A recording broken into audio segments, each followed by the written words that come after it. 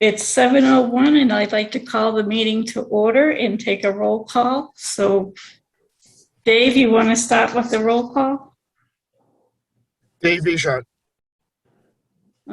Emmy's not here. And Mary Jane, is she here? Mary Jane Churchwell, present.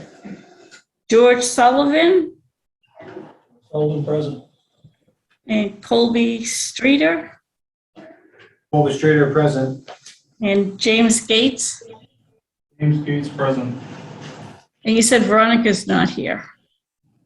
Not yet. She said she was going to try and zoom in, but she was coming off of another meeting, so she was going to go home and zoom in. Okay. So I guess we have to announce that the meeting is being tape recorded. And what is 1.3 reading of select board meeting and decorum policy? I couldn't find that.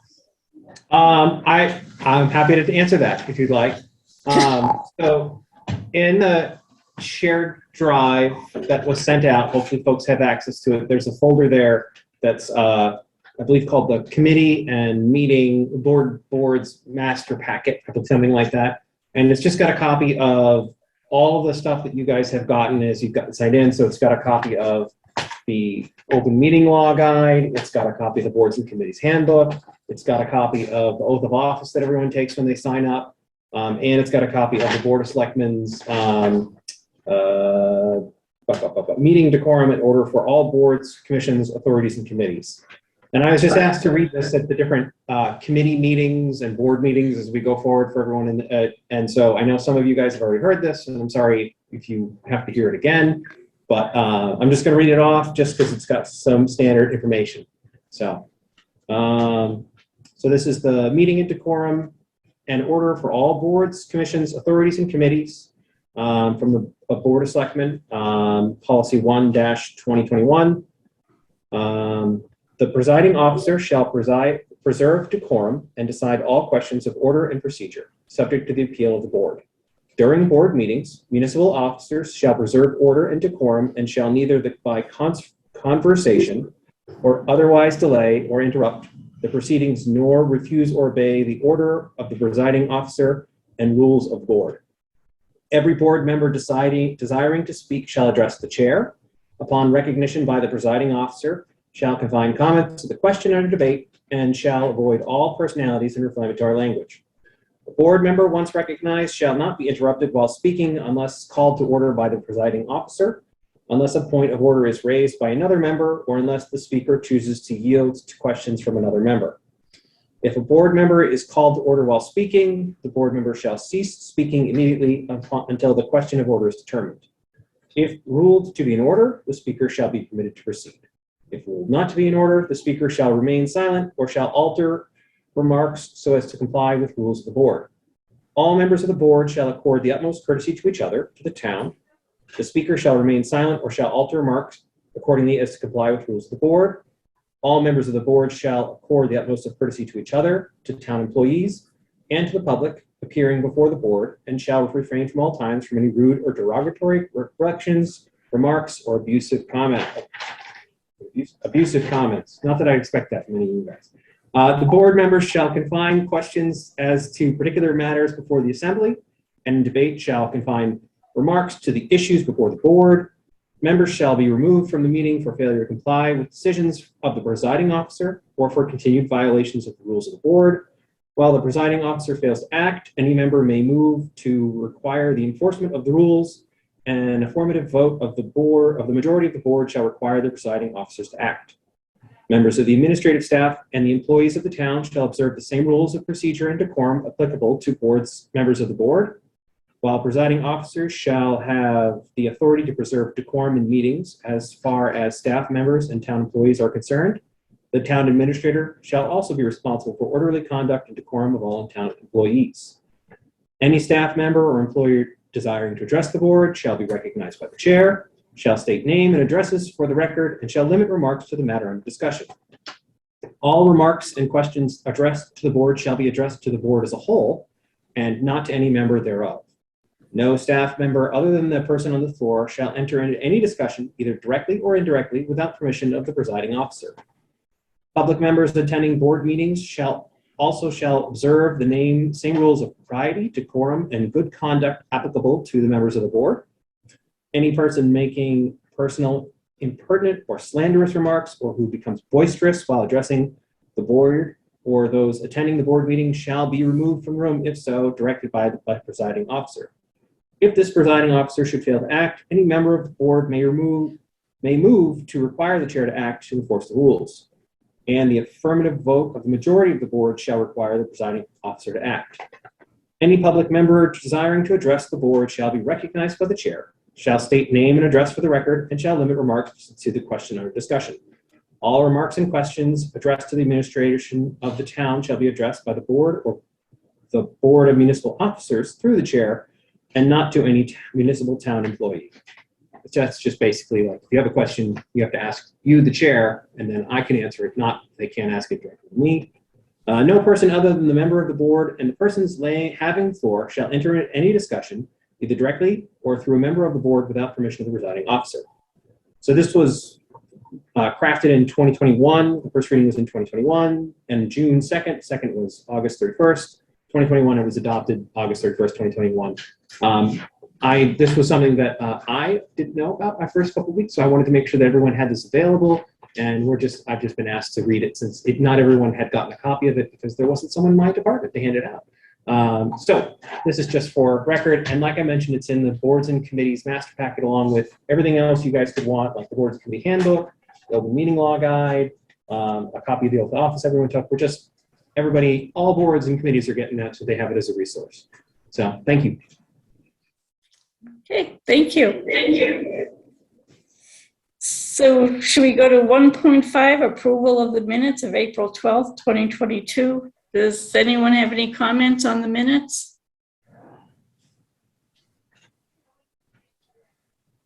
If there's no comments on the minutes, can I get a motion to approve the minutes of April 12th, 2022?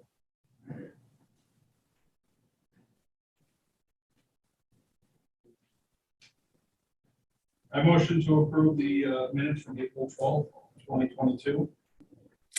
And can I have a second? Second. Okay. Thank you. So, I don't know, is that all I have to do? To say something else? I think there has to be a vote. Oh, yes, that's a roll. Yes, I'm sorry. I forgot that part. No, that's all right. You're doing great. Dave, how do you vote? Yes. Is Emmy here or she's not here? No. Mary Jane, how do you vote? Yeah, approved, yes. George? Yes. Colby? Yes. James? Yes. And Veronica? Yes. And myself, Carol Hofstas, yes.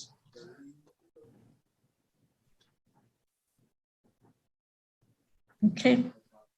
Is that all I gotta do?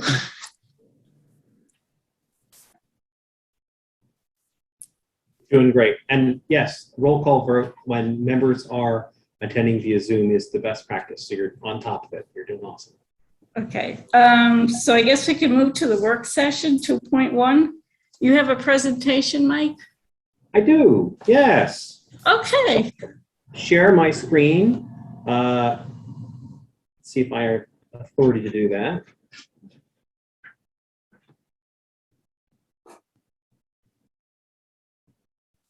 And let's see if I can make this go into presentation mode without losing everybody.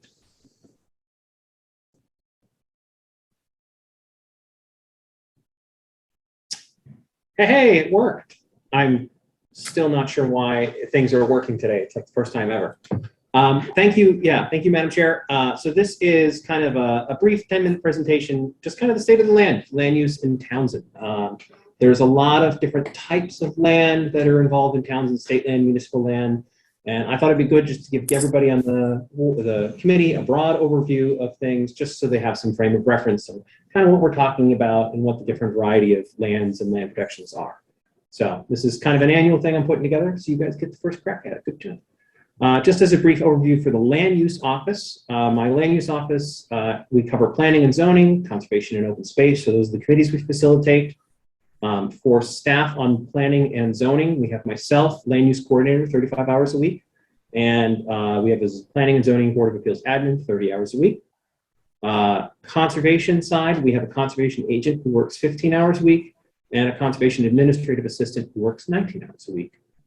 And in particular, my office, so we're trying to do an annual breakdown. So far, we have generated for this fiscal year a little over $5,000 in revenue for the town for fee collection and things like that.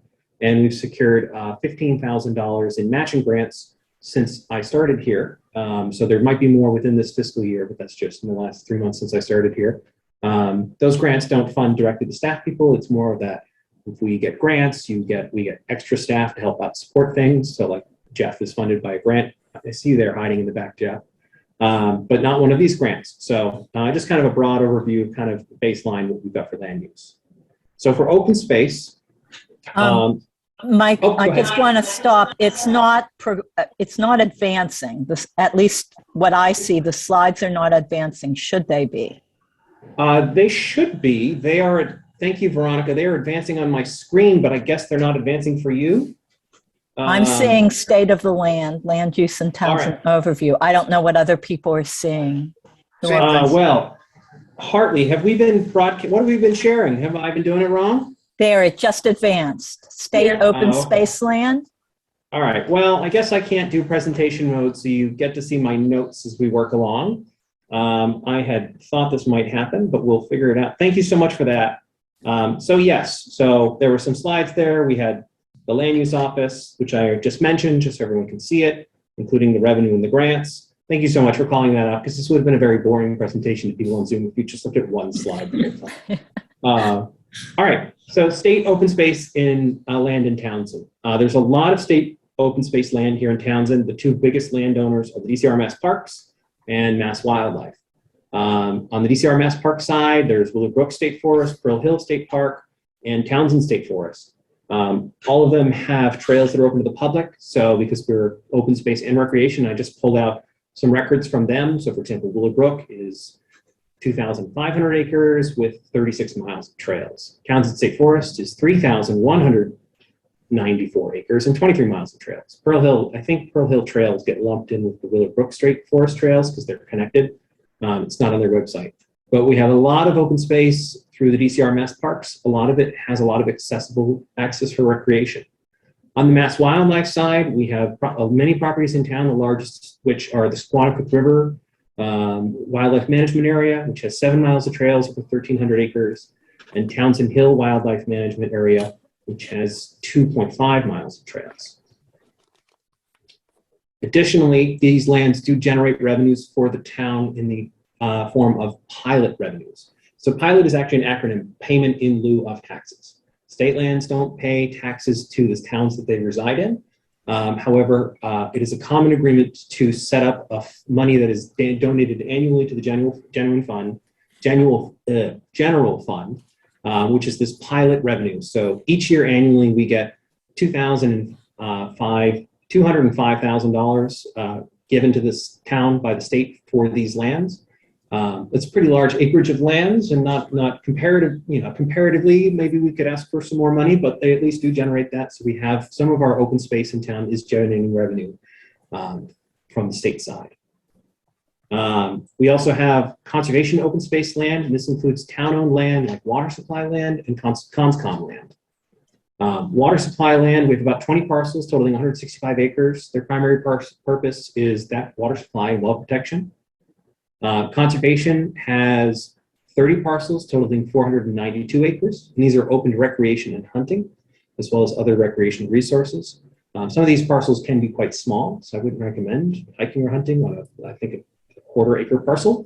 Not a very exciting time, but there are some large parcels as well. And conscom land is supported by the Conservation Land Fund, which currently has 6,400. This is a separate fund that is used for maintaining lands, doing inventories, and acquisition of lands if conscom moves forward with acquisition.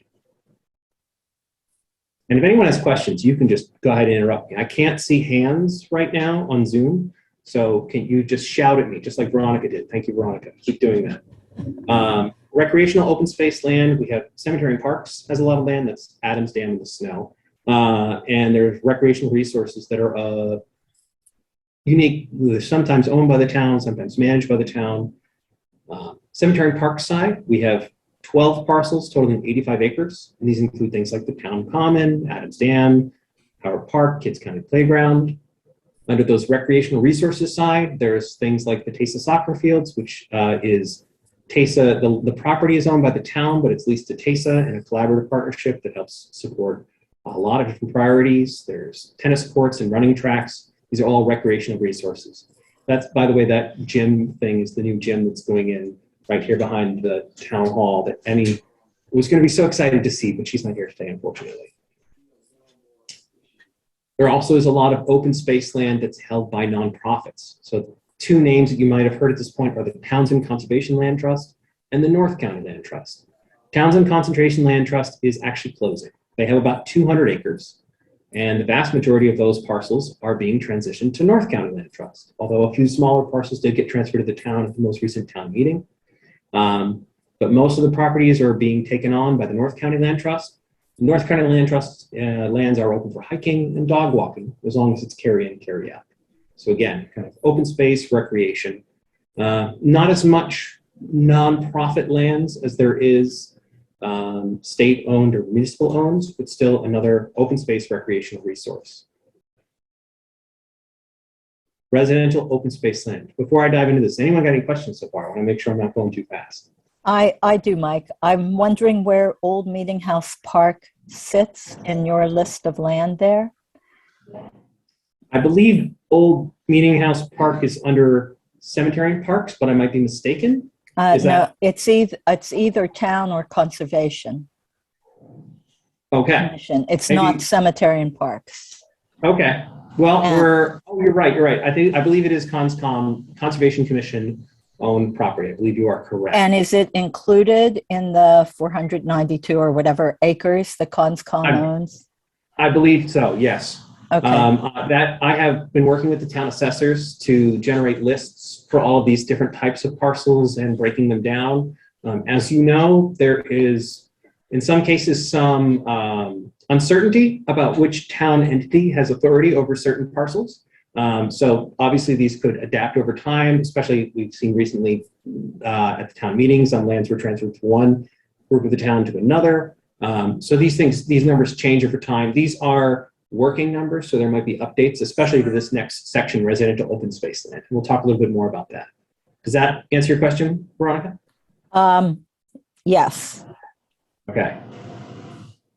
So residential open space land, there is, these are parcels that are owned by private residents, by private landowners here in town, that has open space protections on them, but still remain under the ownership of these private individuals. So the first one is Chapter 61, and the other is conservation restriction. The primary reason for this is that for lands that is placed under open space, certain rights are reserved to use, depending on the designation. We'll talk very briefly about that, but certain rights are foregone while they're under these protections, including building rights. And so it's an incentive for property owners because they pay a reduced property tax on the designated land because the property isn't assessed as buildable if it's got a restriction or a chapter use that prohibits building on that property.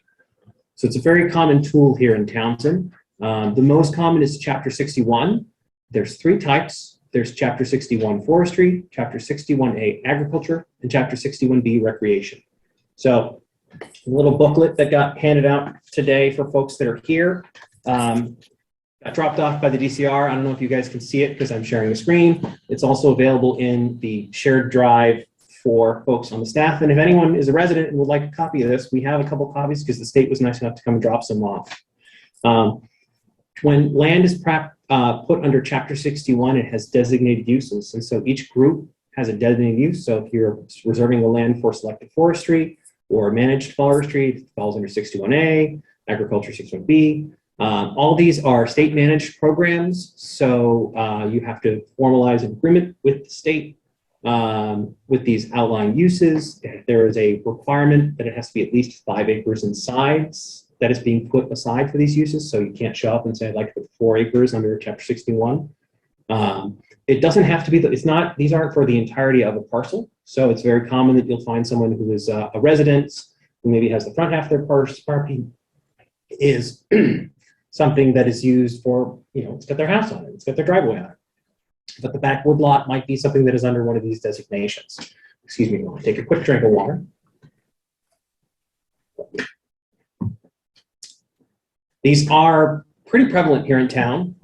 Chapter 61 forestry, we have 45 parcels totaling 1,300 acres, a little over that.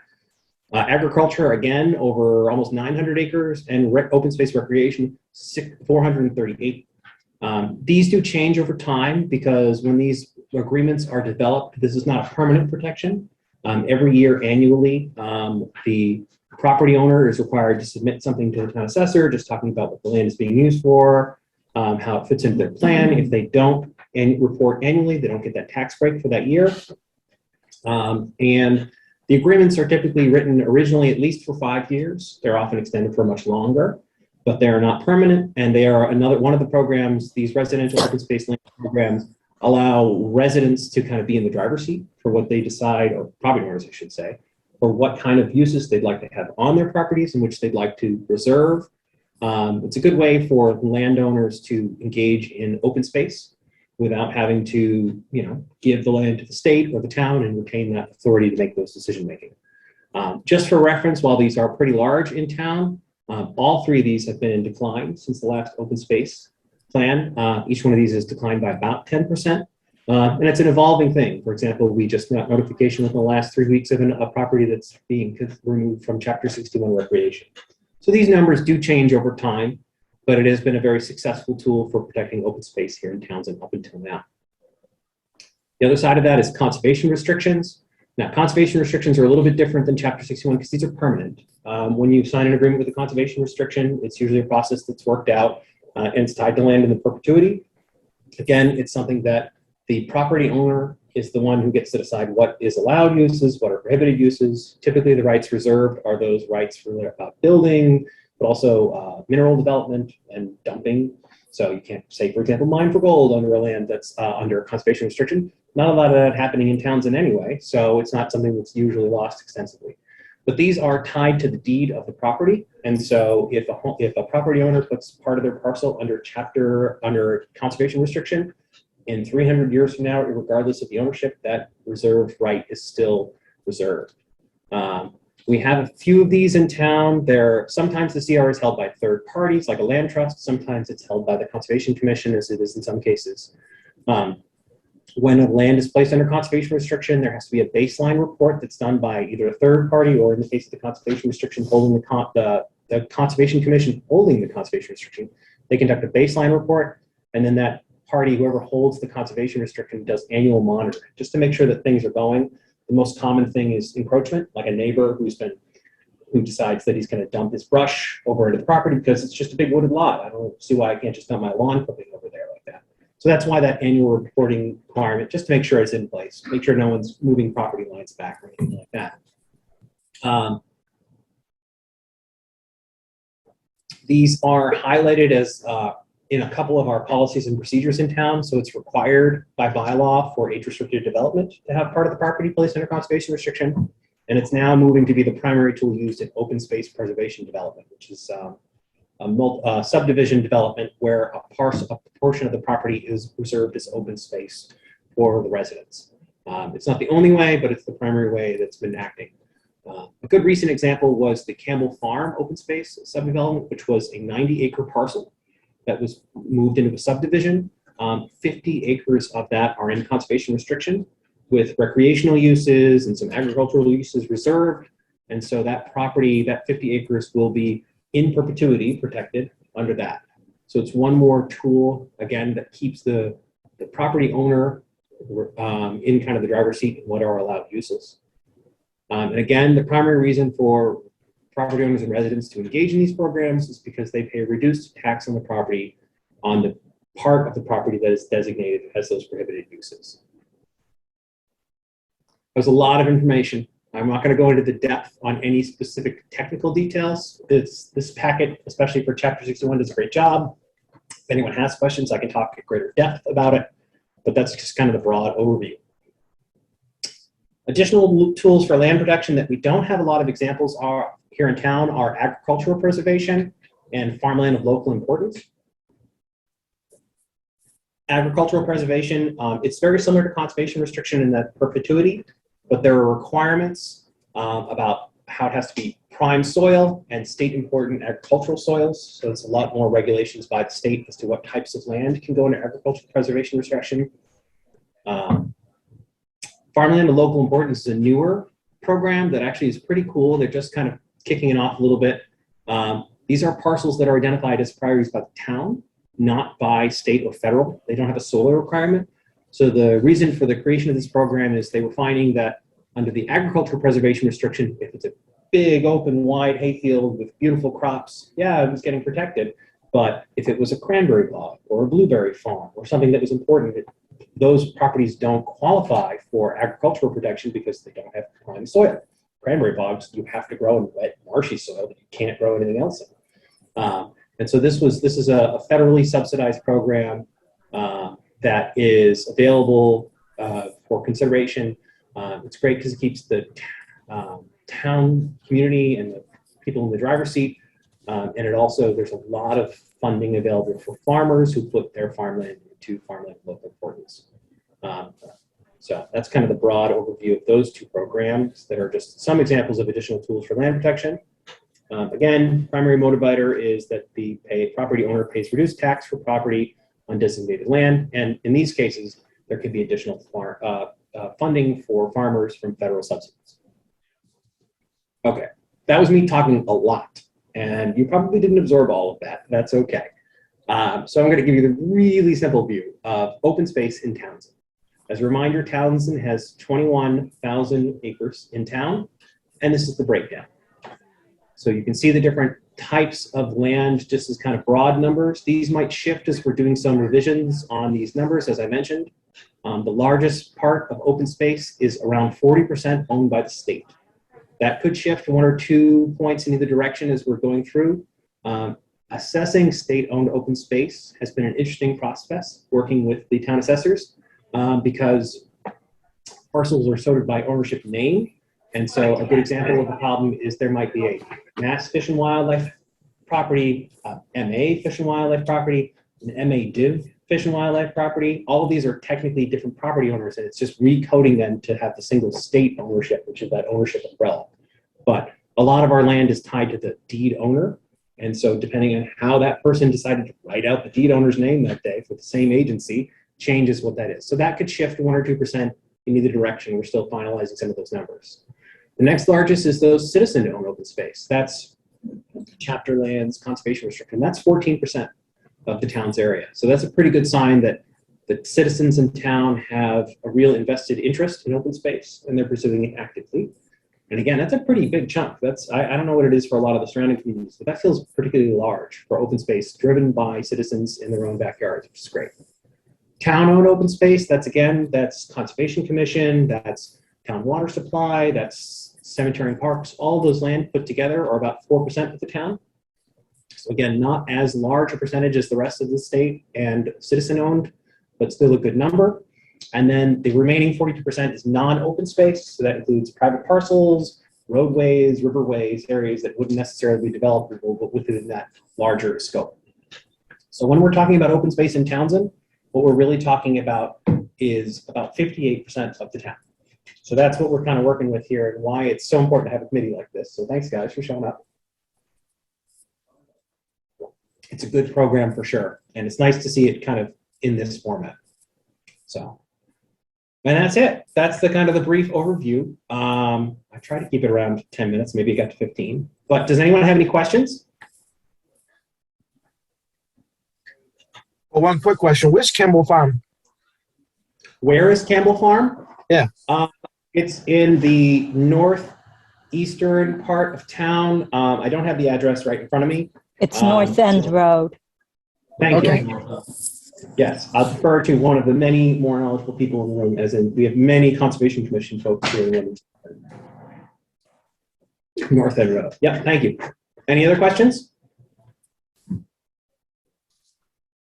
I'm going to stop sharing. So that's kind of the brief state of the land in Townsend. It gives you an idea of what we're all talking about when we're talking about the different types of open space for the Open Space Committee, Open Space Recreation Committee.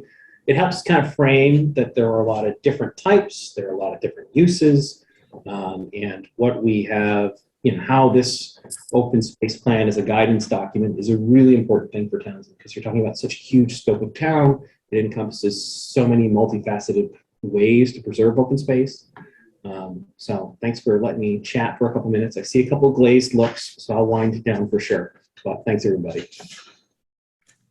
Thank you, Mike, for that presentation.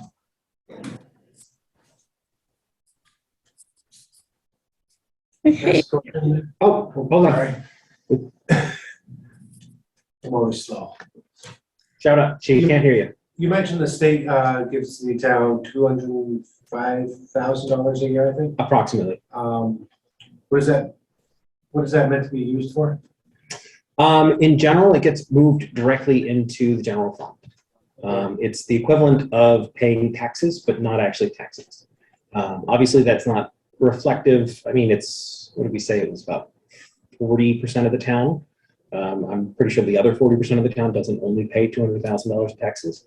But it is generally an agreement, so it goes into the general fund to be allocated. It's not earmarked for specific uses.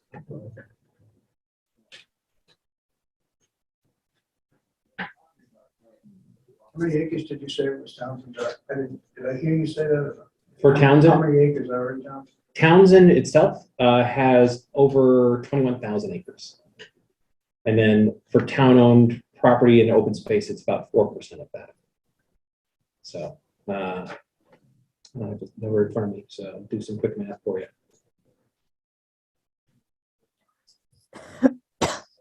About I 80,000. saw that up there. I thought the total open space was 21,000. No, that's the total space of town. I missed that. Yeah. Looked at- Oh, okay. That was, yeah, I can make a note of that to make that a little more clear. Yeah, the total acreage for Townsend is 21,000 acres. Okay. And then around 58% of that is open space I got it. in one form or another.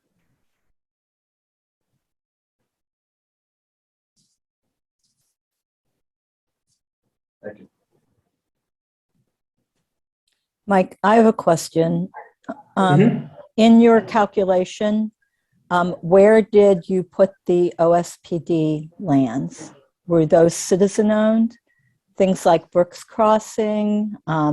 There are several open space preservation developments that have open space that's owned by the community, the people that own the homes. Did you put that in the citizen-owned piece? That's a great question. So that has been an interesting thing to dive into, because there are a lot of properties in town that were open space developments that were land was preserved under what was, according to the deed, a conservation restriction. But in practice, it was also transferred to the Conservation Commission for a lot of specific parcels. I have a few deeds in my office that I'm still hunting down for specific numbers, because especially in the late 80s, early 90s, when conservation restrictions were first kind of developed, a lot of those have conservation restriction on the deed, although they were in effect transferred to the Conservation Commission. So if they are properties that have been moved and are coded as with the assessor as owned by the town or by the town Conservation Commission, I encoded those as town properties under that kind of town-owned open space.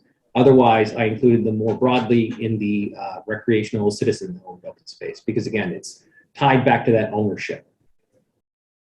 Yeah, these large parcels aren't owned by the town or the Conservation Commission. They're owned by the people who live in the development, and they're assessed, it's cut up proportionately amongst the residents. Yeah, so anything that I could cleanly say was in that category. So Campbell Farm was just one example of that. Campbell Farm's a CR, yeah, OSPD, but has a CR. Yeah. And that one is more recent. That's It's very the- recent. That was signed in the last Yeah. 3 months. So It's since I got the here. so- older ones that don't have CRs on the open space, more the deed restrictions and the ownership goes to the people in the development. Yes. We can So talk about those. I can tell you which are which. We can talk more. That would be great.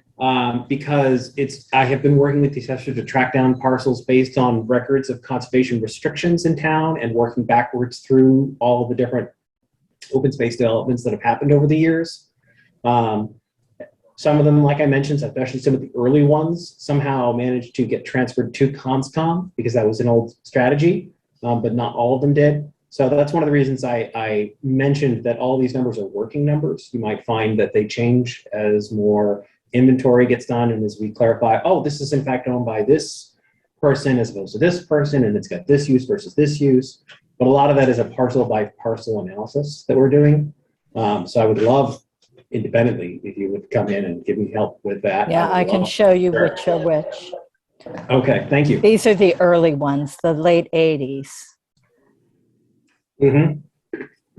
Yes.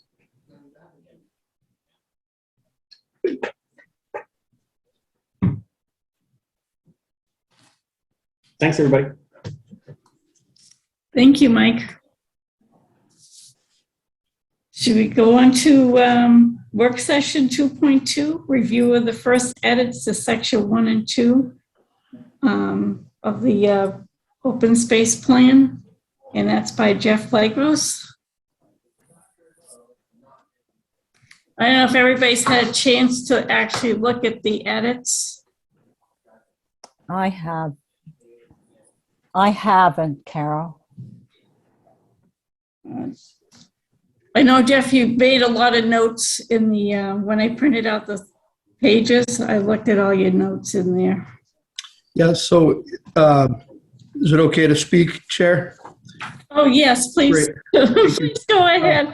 So everything you see in here are comments and notes. I haven't made any edits or revisions.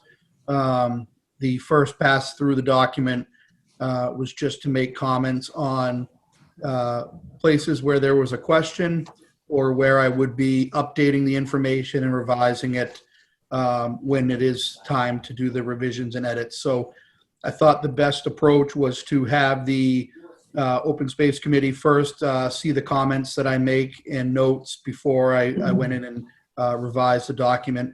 That way there, if there's anything glaring that they either disagree with or that they have information that will help me in doing the revisions, we'll gather as much of that information from the Open Space Committee as possible. So there's a lot of these comments are geared towards a question of information that I have to follow up on and that I have to update or revise.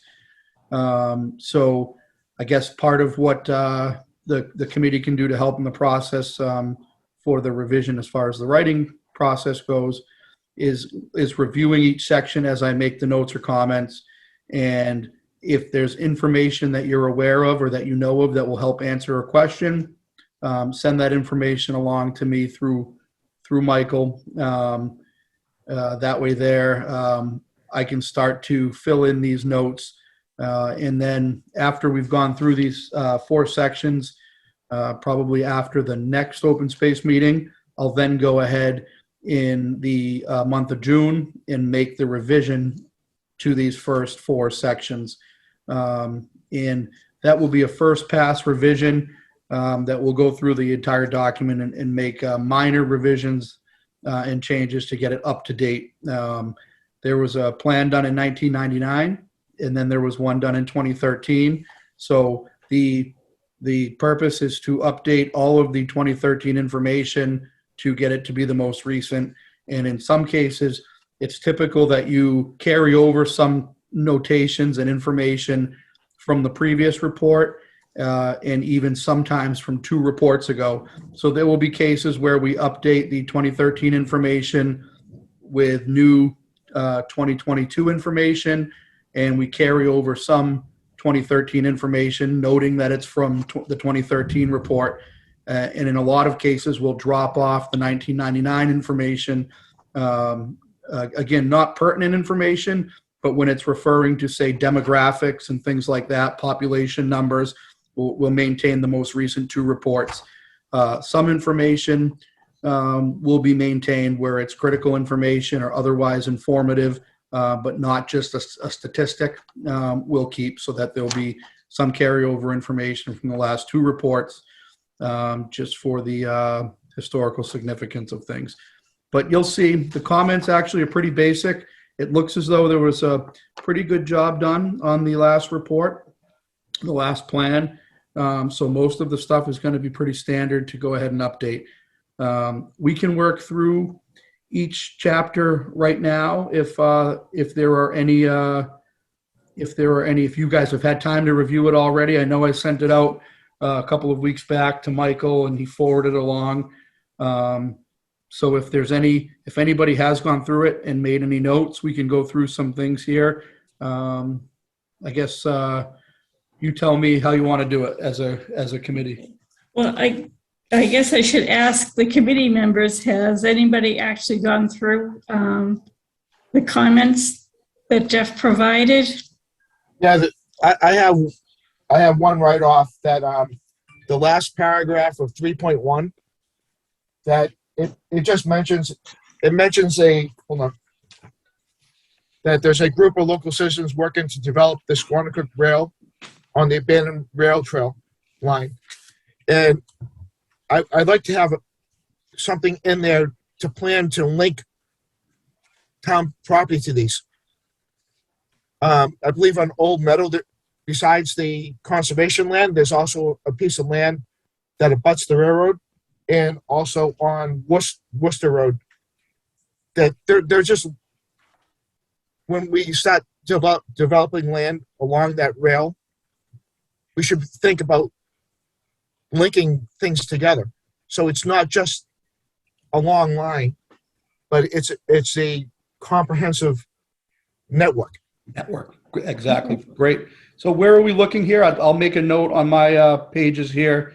The last 3.1, I think it's page 4, and the last paragraph of 3.1, right above the history of the community. Okay.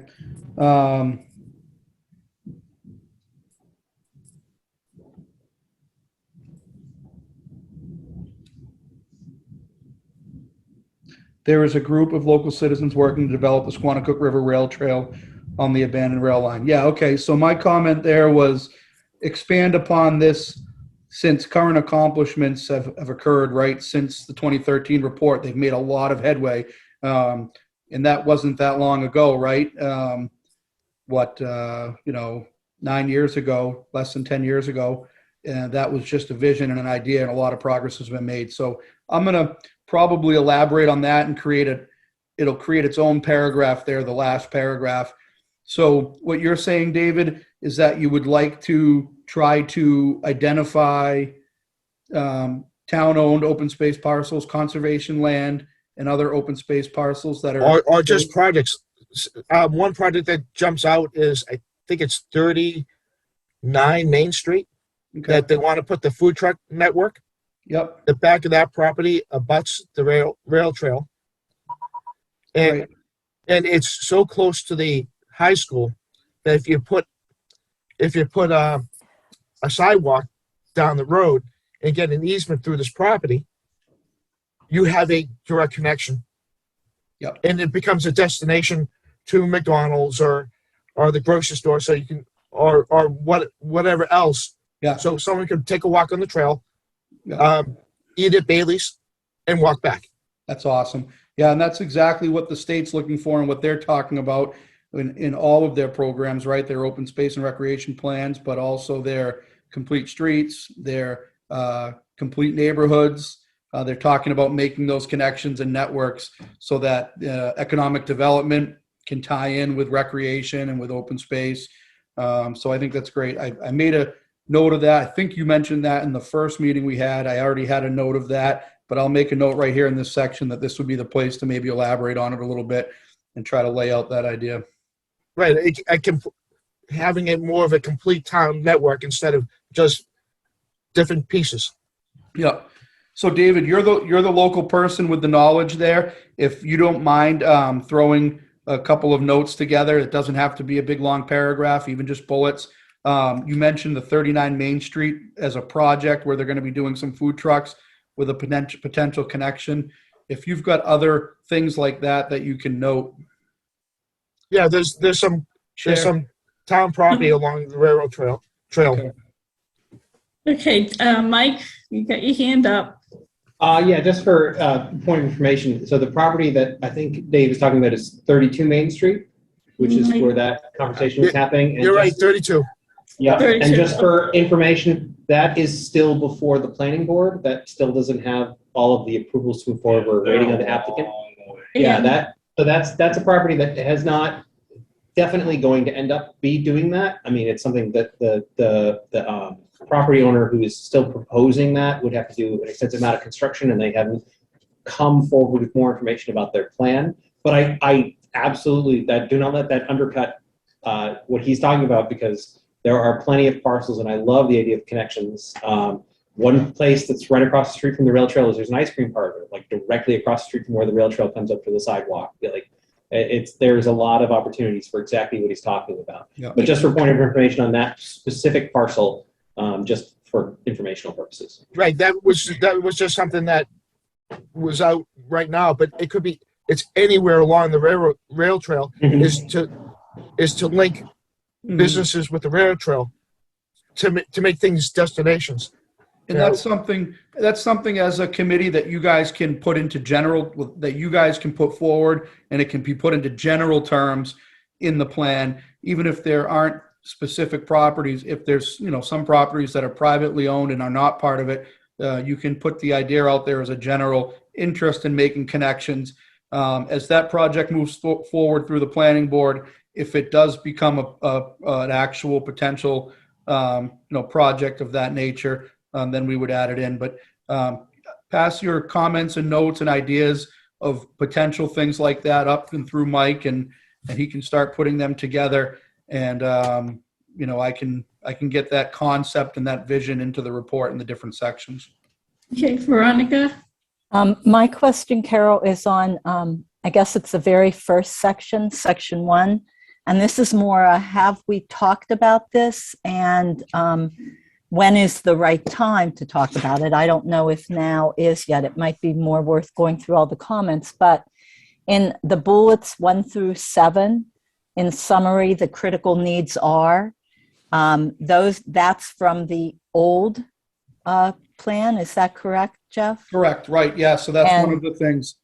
And same with the second set of numbers going down, the actions to implement the plan, and you do mention something about that in your notes. Yeah. So I guess my question is, when's the right place to talk about this? Is it now, or do we wait until we've edited everything else and then come back and talk about this? Well, I think that it's right now we're looking to make updates for these first sections over the next couple of months, right, between now and June. So I think the idea of these comments and working through this today is so that anything that's real simple that you can give me information on or follow up on, then great, we'll knock those ones out.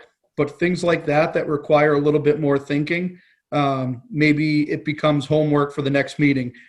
Maybe we look at those critical needs and those 7 critical needs, and maybe each person on the committee should take a look at those 7 and say, okay, are these still valid? Are they the critical needs? Are there other critical needs that maybe get added to this list?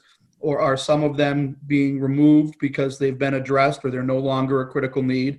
Or potentially, are they combined with something else to make it more substantial and relevant to today, more so than it was 10 years ago? So I would say, yes, it's worthwhile to look at these today and to take it home and think about it. And maybe in the next meeting, make some decisions or put forward some other critical needs that the committee would like to recommend. However, that being said, this comes from as part of the process. Critical needs will be identified more fully by the citizen survey, the public survey that we're going to discuss at the end of this meeting.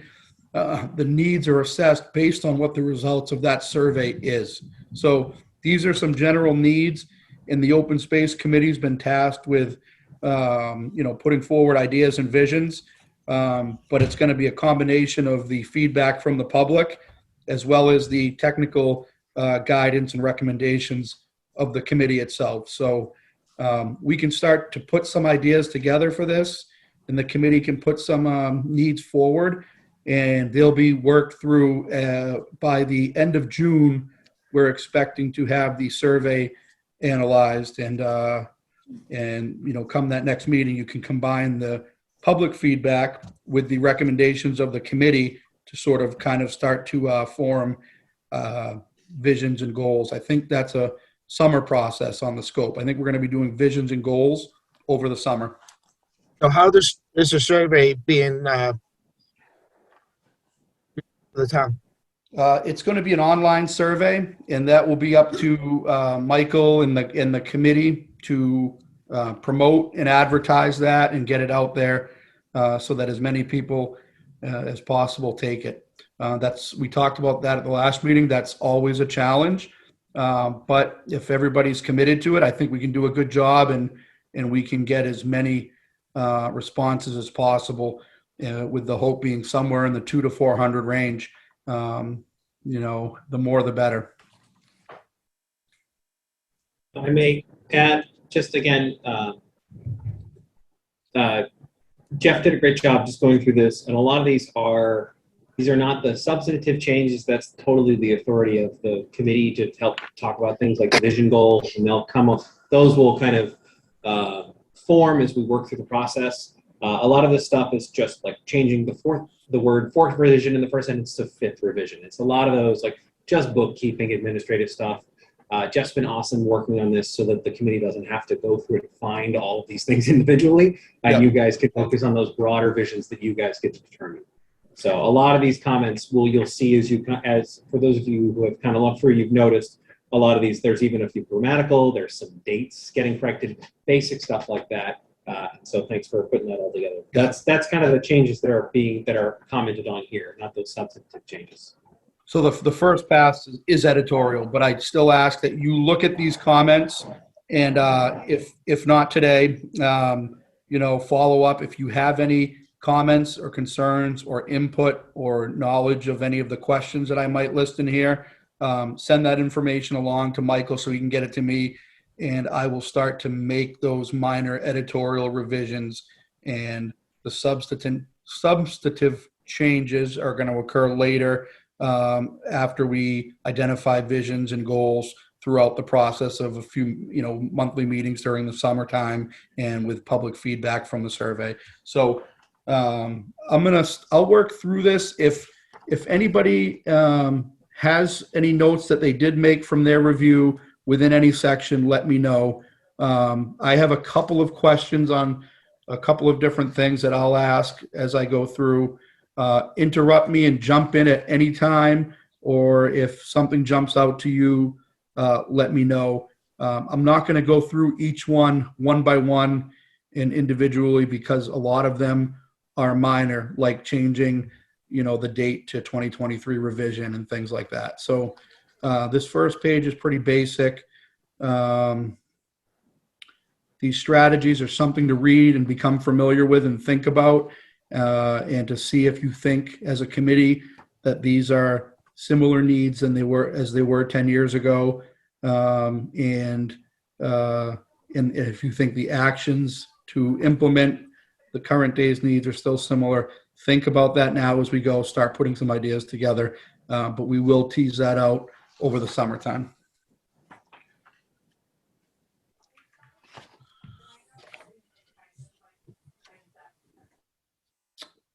Chair. Yes. Yes, Mike. This is not substitute to discussion, but just as an FYI, I will have to step out of the room for a few minutes. At 8 o'clock every night, I call my daughter and say goodnight, and we're coming up at 8 o'clock, so I will be stepping out and be back in just a few minutes for that.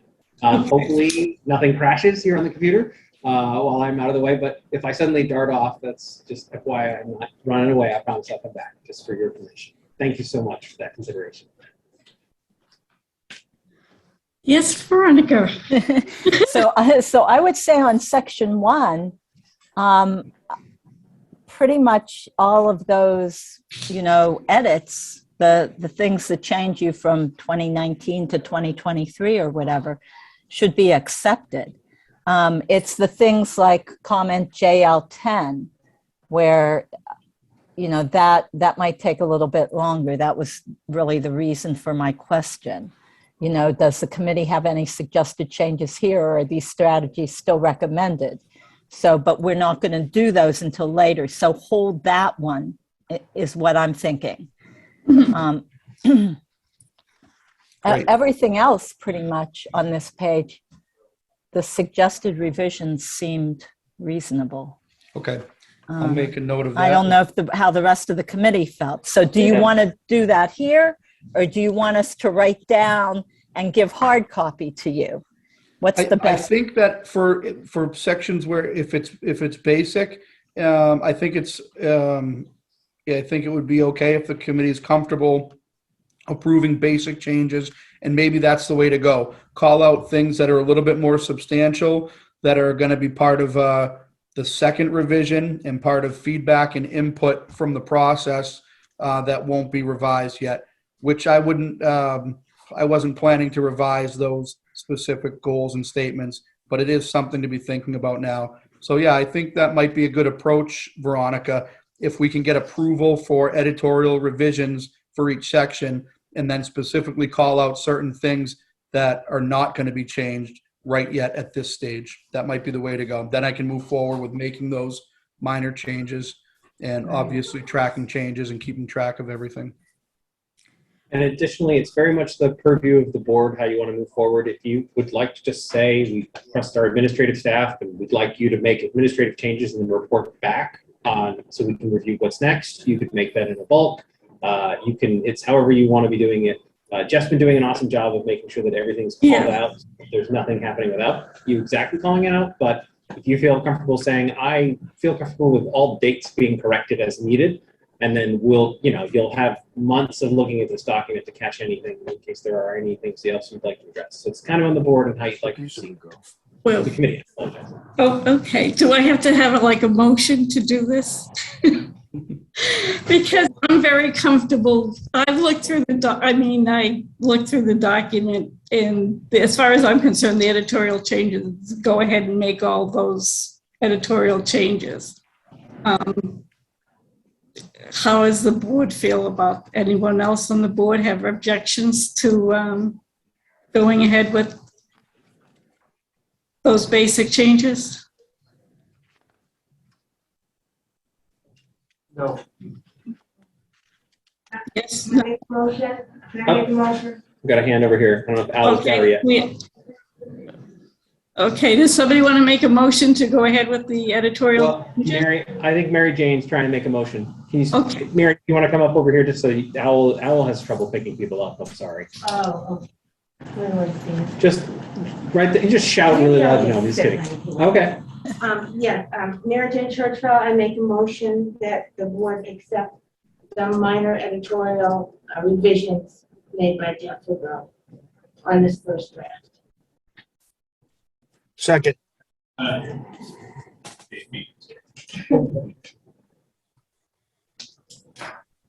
Okay. Okay, Dave, how do you vote? Yes. Mary Jane? Yes. George? Yes. Colby? Yes. James? Yes. Veronica? Yes. And Carol, yes.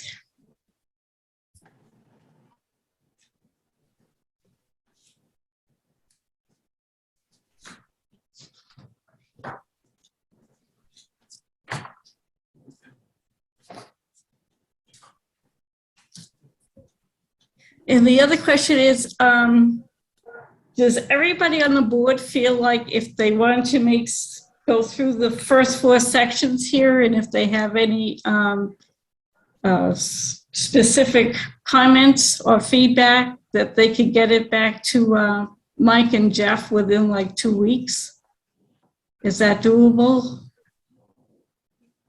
Oh, Veronica? Yeah, I think so. I know that on some of these, all the minor ones that we just approved, but like section 2, JL1, the first comment, the one where you're changing competing to increasing, I would want to wordsmith that a little bit.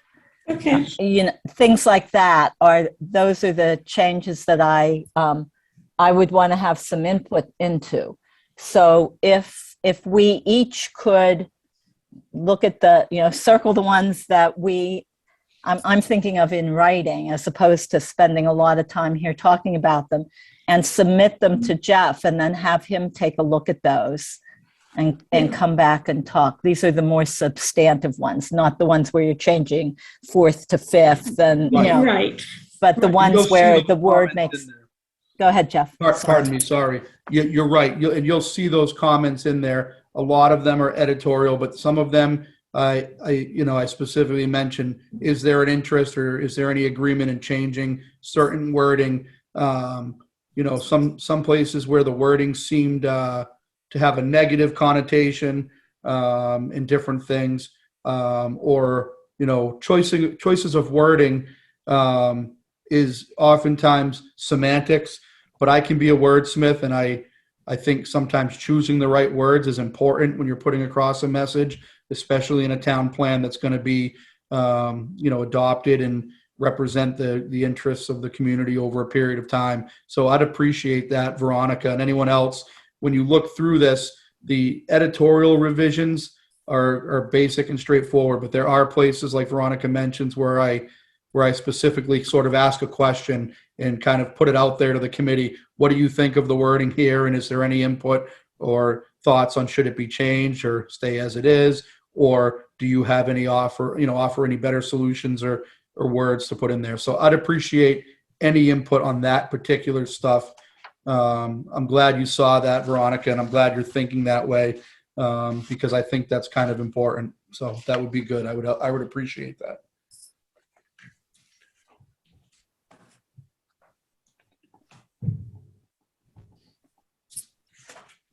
Oh, then what, Carol, then what we could do then is just take the pages, circle those ones that have the questions are a little more in depth, and provide in writing what we think might work. But we all might have different ideas, so maybe then Jeff could compile them and say, Yeah, that would be good. this, and then we could talk about them in the next meeting. Okay, would we send them to Jeff or to Mike with comments? Oh, maybe to Mike. To Mike. Send them to Mike. So do we think we can do all of that and send Mike by 2 weeks from tonight and go through the documents? And if you have any rewrites that you think you could come up better, or even additional questions? And information too. If you have good information about something, whether it's of a historical context or as we get into 4 and we're talking more about the unique environments and things. I know that the wild and scenic river designation is new, and so anything like with that stuff. If you have any information to add or that you think might be useful, please pass that along. The representative of the Historical Commission, is that Mary Jane? Yes. Yes. So I pulled out section 4.6.2. I separated it from the document and I made some comments there, just because I'd like you to take a look at that section specifically and maybe put it in front of some other people, from the commission, and just take a look at that and see if that description is still representative and of each district. They give sort of 3 different paragraphs. They describe each district. What I noticed, and I came to the conclusion, I think that they only named the town-owned buildings and possibly the buildings owned by the Townsend Historical Society. So more publicly owned historic buildings. There's a lot of privately owned historic buildings as well. And it seems as though in the last update of the plan, the town chose not to specifically name or list the address of any privately owned buildings, even though it's public information through the Mass Historic. It looks like the town made a decision to just focus on describing the publicly owned buildings or those owned by the Townsend Historical Society. So if that's something that you still think is a good idea, to just focus on describing the district based on those limited number of buildings because they're public buildings, and leaving the privately owned buildings out of the report, even though they're still protected properties, it wouldn't change that. It just doesn't call any, unwanted attention to them since they're privately owned. So I think that was done as a matter of courtesy for the privacy of those owners. But if you can take a look at that and decide, is that how you still want to move forward? Or is it possible that there's a private owner who is really proud of the heritage of the home and they don't mind it being listed, or they maybe even want it being listed? If the Historic Commission or the Historical Society knows of any instances like that, and they want to, there's certain buildings that are so either so meaningful that they should be listed, or that the owner might actually want them included in this list, you can let me know. Otherwise, we'll move forward with it as it is. Does that make sense? No. Not really. Sorry. 4.6.2, Yes. that section. Okay, I'll review that. Yeah. I see where you're confused about it. It is a confusing way, but we've most recently we've identified all the properties in the historic districts, all 3 of them, and we have put them up on the website. Oh, good.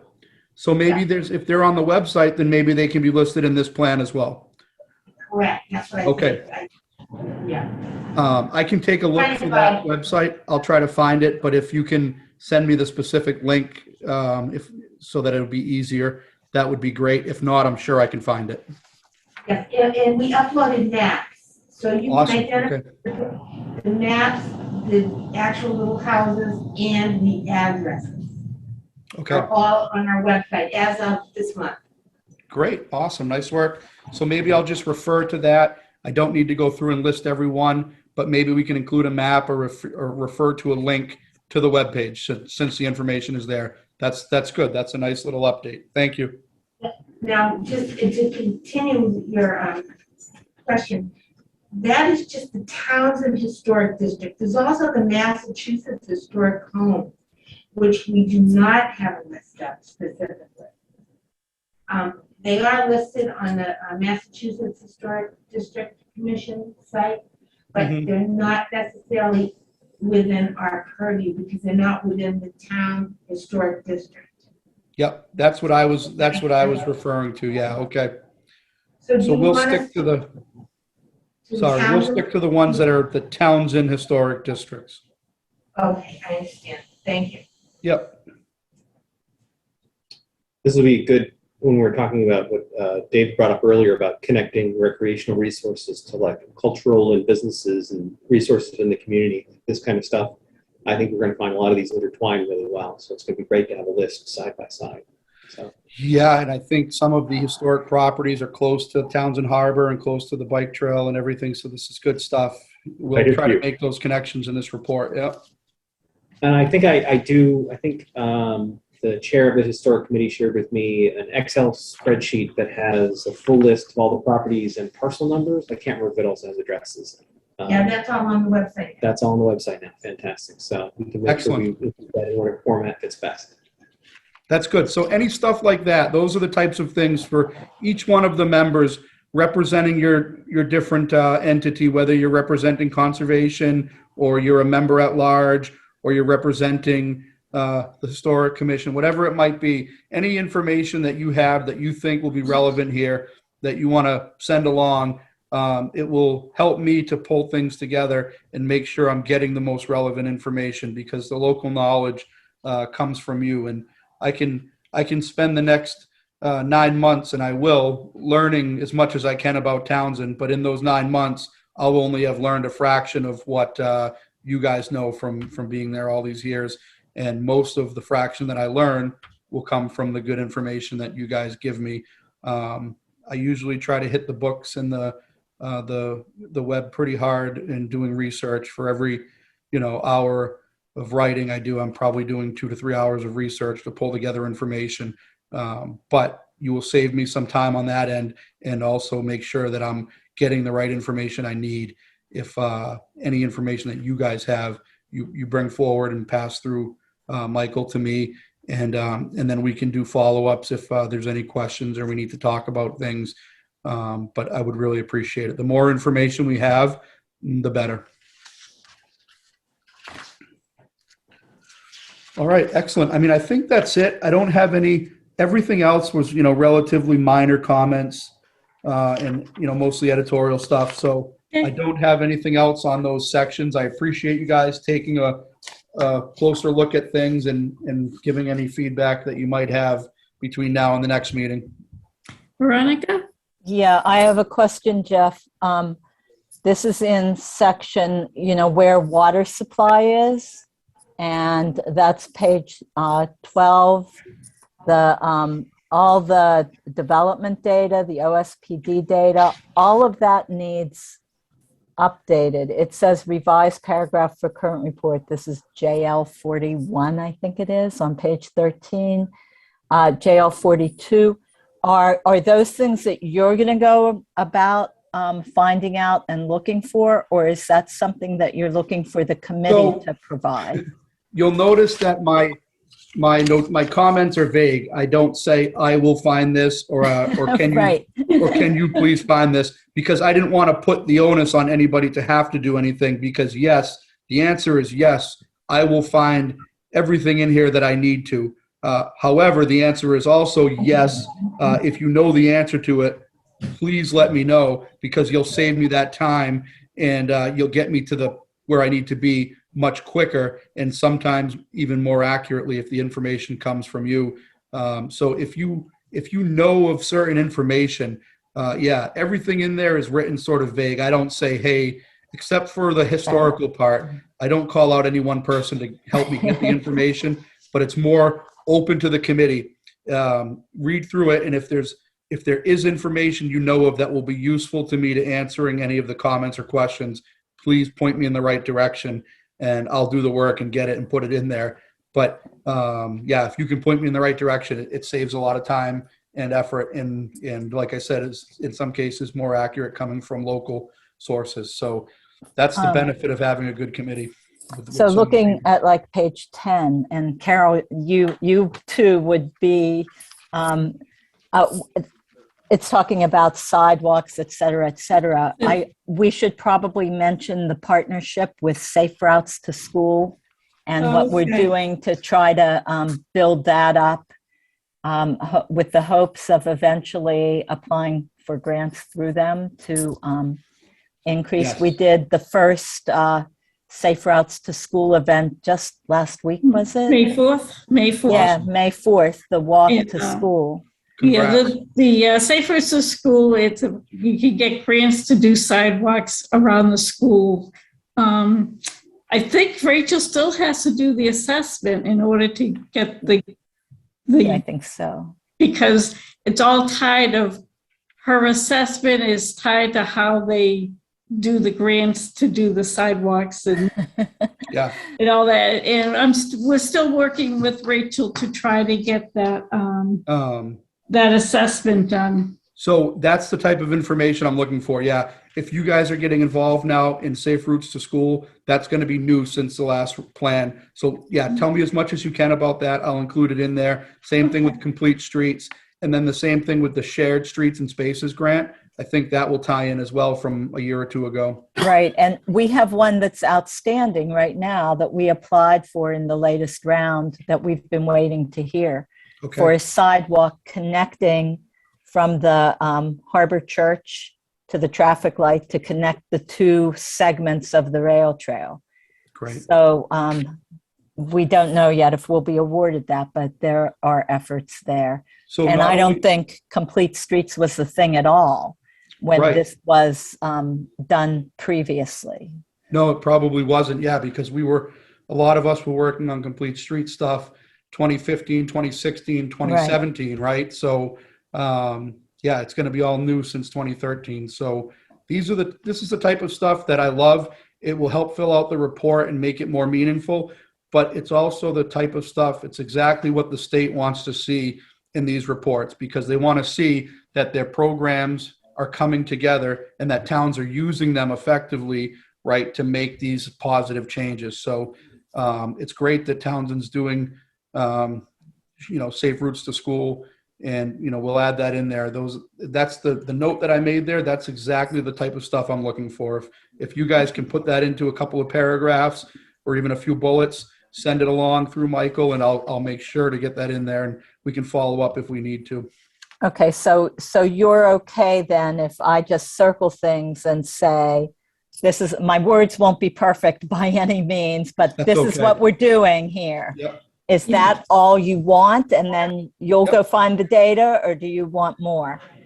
It's perfect. If you can circle things and if you can give me a few bullets and say that we did this and point me to where, if there's any information on the town website, or if you guys applied for a grant, give me the date or the name of the grant, and I can do the legwork for filling in any gaps and putting it together. But if you give me the general information of things that I might not be aware of, and I hate to say this, and it's no criticism to any town, especially not Townsend, but things happen so quickly, and especially lately with COVID, there's a good chance some of these newer grants, even in the last couple of years, might not be on the website. So I wouldn't necessarily be able to find them unless I dug deeper into some of the minutes and things like that. So if they are on the website already, great, direct me to that. If they're not, just give me a quick rundown of what it is and maybe the person to talk to, and I can fill in the gaps. We don't need to go into a ton of detail because these are other programs, but just to mention them and that they were done goes a long way for making this plan complete. So that's good. Jeff, on the website, look under town projects. It's Perfect. news, and right next to news is town projects. Yep. And you'll find some of the stuff there, not all, but some. Okay. I think I might have gone there and read some stuff about the shared streets and everything early on. So I'll look again and I'll dig into that stuff. Okay. I do also, if you need any, I don't know a ton, but I do know a little bit about the safe routes.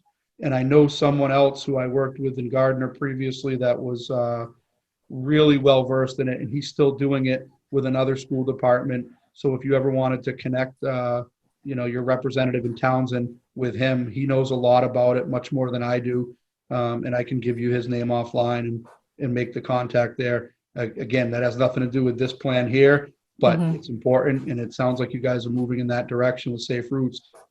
He knows a lot. He might be able to help if there's any questions she might have for him. They'd probably be happy to talk to her. Thank Okay. you. Yep. Mike, you have a question? Yeah, I just was going to say, this is going to build really well into something we have a little further on down the agenda about subcommittee planning. That might be a great time to address when we're trying to figure out how to do subcommittees and working groups. Sidewalks, for example, could be an item that we just have some folks assigned to update information regarding sidewalks, or information regarding grants, or specific things that someone could start working on and drafting up some comments and some language.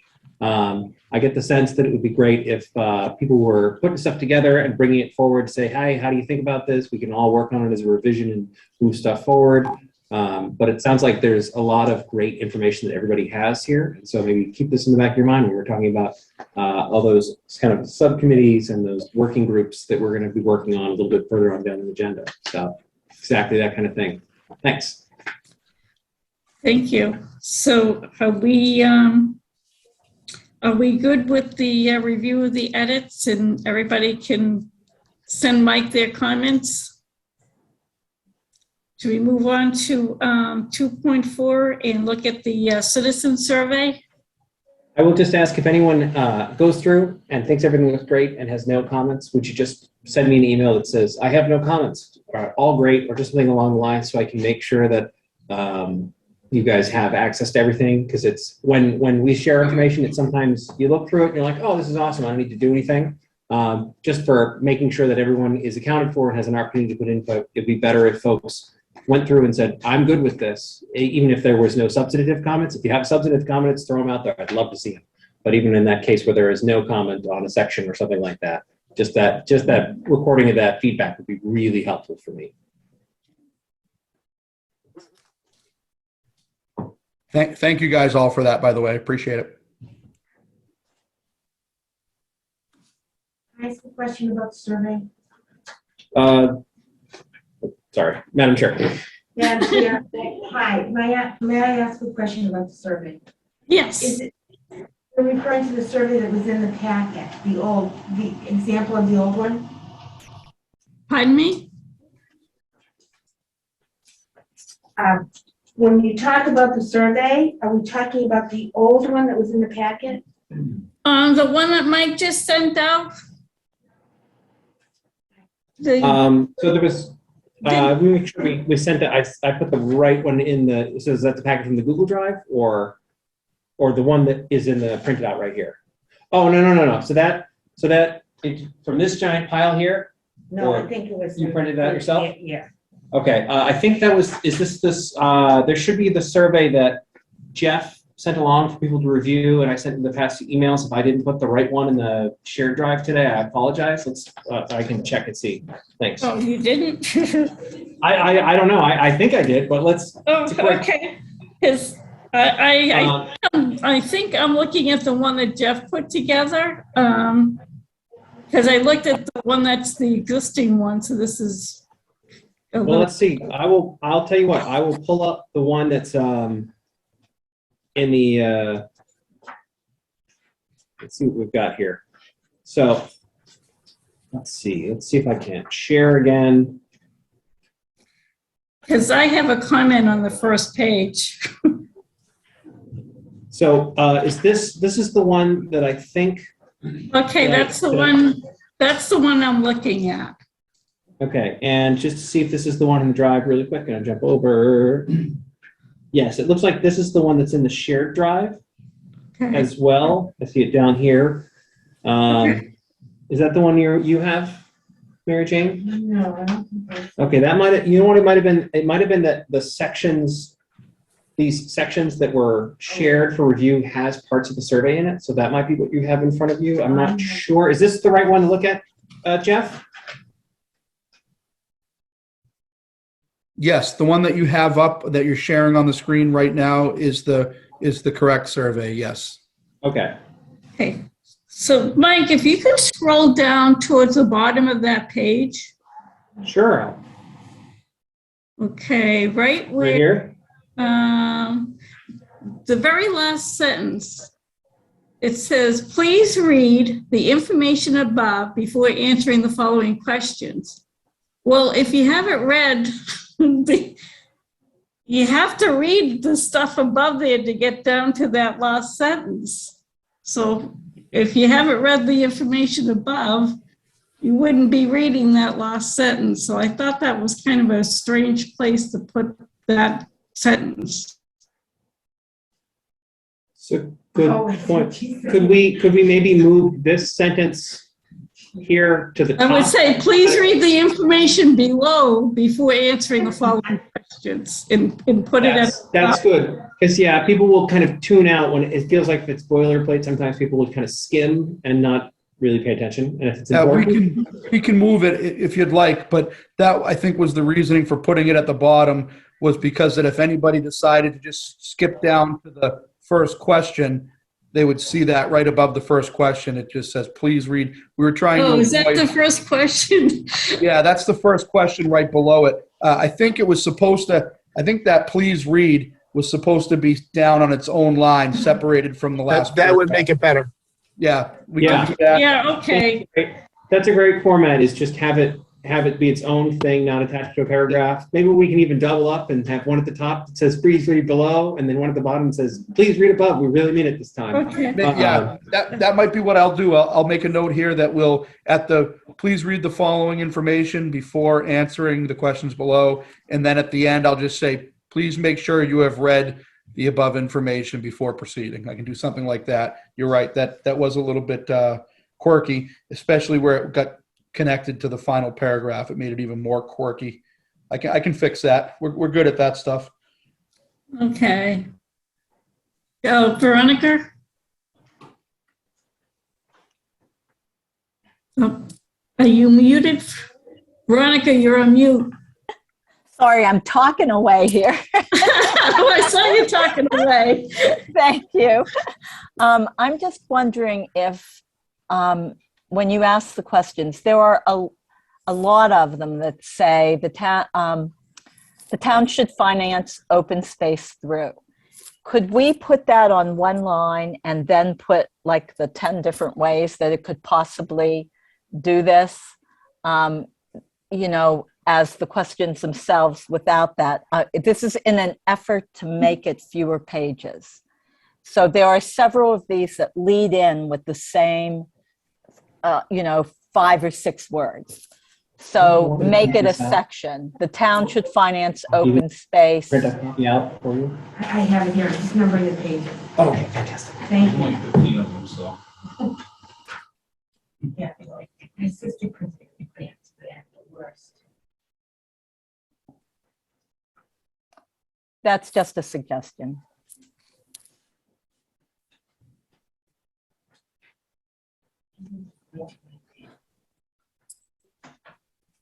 Veronica, was that your comment? Yeah, just to see if you could take out the leading piece when the questions all start with the same thing, make it a group almost. The town should finance open space, 1, with a one-time conservation surtax on all taxpayers, by adopting the CPA, those sorts of things.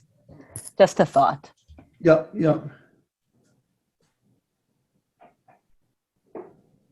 Yeah, so separate out the finance ones from so you're right, there's sort of two, the first question is about protection and acquisition, and it's about financing. So you're saying separate out the financing part of it into its own question. So should the town acquire open space as one, and then the second part of it, how should it then be financed? Right. Yeah, okay. Yeah, I didn't Okay. notice that. But keep all the options that you have, Right. because they're all viable options. Yep. But just to make the survey a little shorter. I'm afraid that people will get down to the, 5th page and say, yeah, I've had enough, I'm done. And so if you can make it a little shorter in length, Yeah. that's all. Yeah, we can do There's that. some folks agreeing with that, Individual making it categories. shorter might be a good idea here in the room, just to speak up to help with the owl. But yeah, the idea is shortening this up so we'll get better. And I do like Veronica's comment about separating finance from priorities, because someone might want us to protect open space, but not necessarily want to fund it. And getting that information, like, I think it's really important, but not on a money sense or things like that. Help separating that can help get a broader array of feedback and allow people to be more specific. Because someone might see just finance and say, no, I don't want town spending more money, and ignore everything else, unfortunately.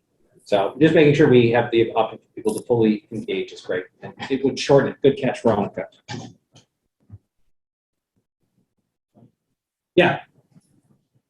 In section 8, it has listed rate the need you feel for the following recreational facilities. And this may not be the appropriate section, but what about adding a question about consolidation of sports fields?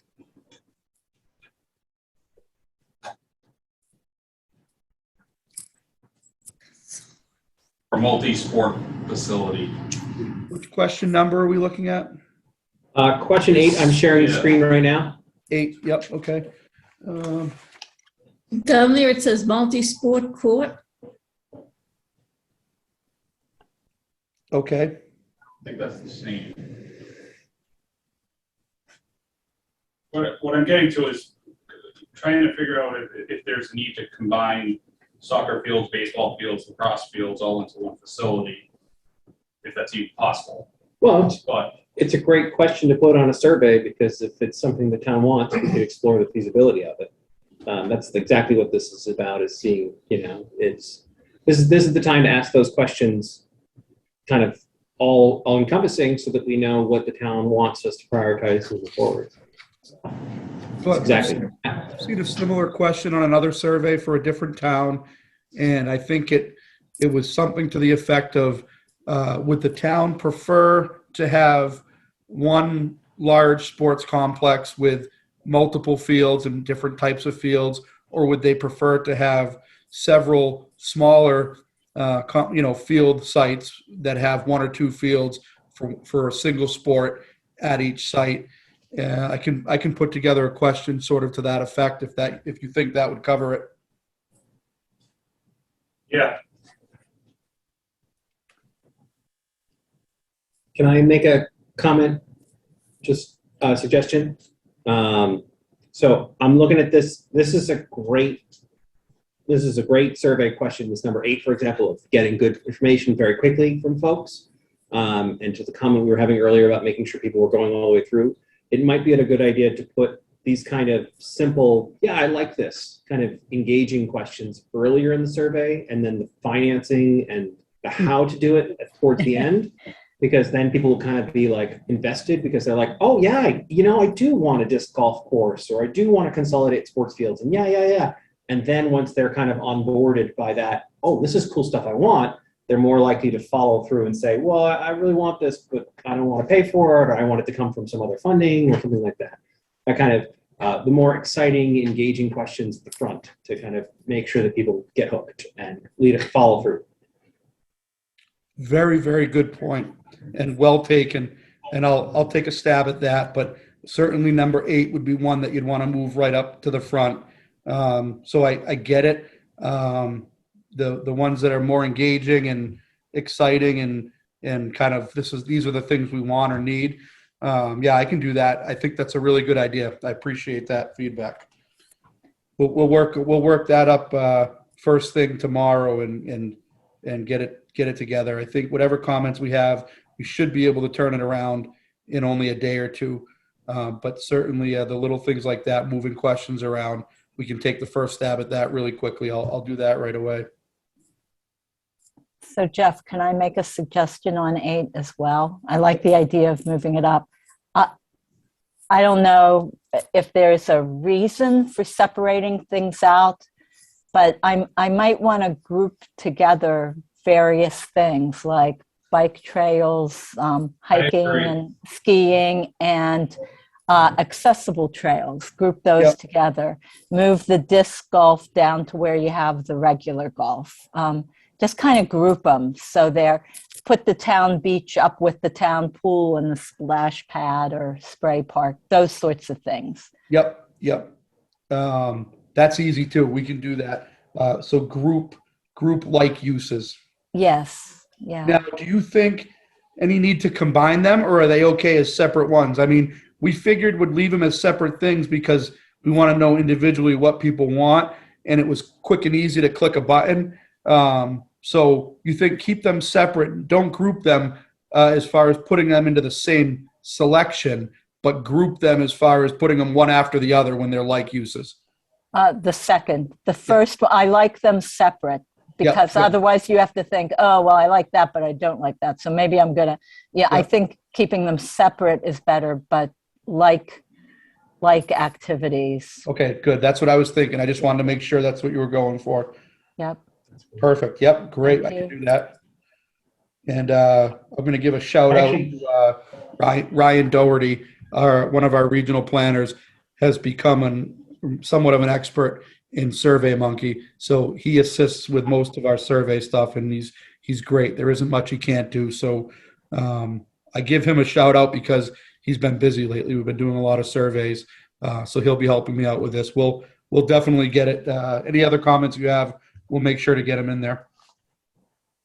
This is anecdotal, but I'm actually kind of glad to see disc golf course on there. I had a resident come and ask some questions about disc golf, and I was not very familiar with it as a recreational resource, but apparently the #1 disc golf course in the world is in central Massachusetts, and number 3 and 4 and 5 are also in central Massachusetts. Yeah. This is like the hub area, and it's apparently $1 million industry that is centered in central Mass. I didn't know. I just Yeah. learned all this yesterday. So this is great to have. I'm glad that this is there because I feel like we're on top of things. Good job.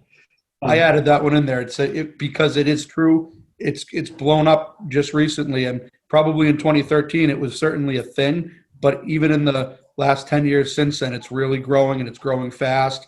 And the great thing about it is if you have the room, it's a relatively low impact sport with a pretty respectful group of participants. And so there's really a lot of positive to it and an upside. And it ends up being really good because they're used locally, and they also attract people in and has a good uptick for economic development and things. And again, relatively low impact. So if you have the right property for it, it's something that people are going to use and really love. So Apparently the number one in the world is in Leicester, Massachusetts, which is surprisingly similar things to our community. And people fly from around the world to play there. Like Wow. people regularly fly from Europe to play in Leicester, Massachusetts. wow. And it was a very strange thing, a whole world I did not know about. So it's great to know that it's a thing for consideration. So thanks for being proactive and putting that on there. Kudos. Yes. Pickleball was the other one that is really growing in popularity right now, and I guess it's sort of like it's mostly like tennis, but it's played with a different racket and a different ball and on a slightly smaller court, and that's really getting really popular all around the country. And the pickleball national champion a few years ago, a man in his 70s. And he didn't play in the senior division. He played in the open division. His partner, I think, was in his late 30s. And he happened to be, I believe, a phys ed instructor at North Middlesex years and years ago. Coach Mo is his name. And I'm going blank on his full name, but they call him Coach Mo. So if you're interested in pickleball and a little local lore, you can take a look and Google that one. And that's another one, just like disc golf. Pickleball is really growing in popularity, and it's popular, of all age groups, but the seniors in particular like it because it's less strenuous than tennis, but they can still get out there and play the same type of a game. So that was another one worth adding that probably 10 years ago wouldn't have even been thought of. I'm going to scroll down a little bit just so we can see what's further on down here, because I know it's more on the same list. Talking about fishing, hiking, skateboarding, hunting, golf course, a town beach, things in that same kind of school, just so folks can see it who are looking at this on the share screen. I'll do the same thing all the way down and grouping like uses. Yeah. This is another question 9 that might be good closer to the front to get a gauge of interest. I've had a lot of residents not being fully aware of all these recreational resources and that they can be used recreationally. So it'll be really great to get some feedback to see what people realize are accessible. But yeah, I put like town trail, anything that says trails closer to the top, or grouped together in a way so that it's easier to skim through. So what are town trails versus state forests and vice versa. Yep. Where is the Bass Bains Trail in Townsend? I mean, it could be there, I just don't know.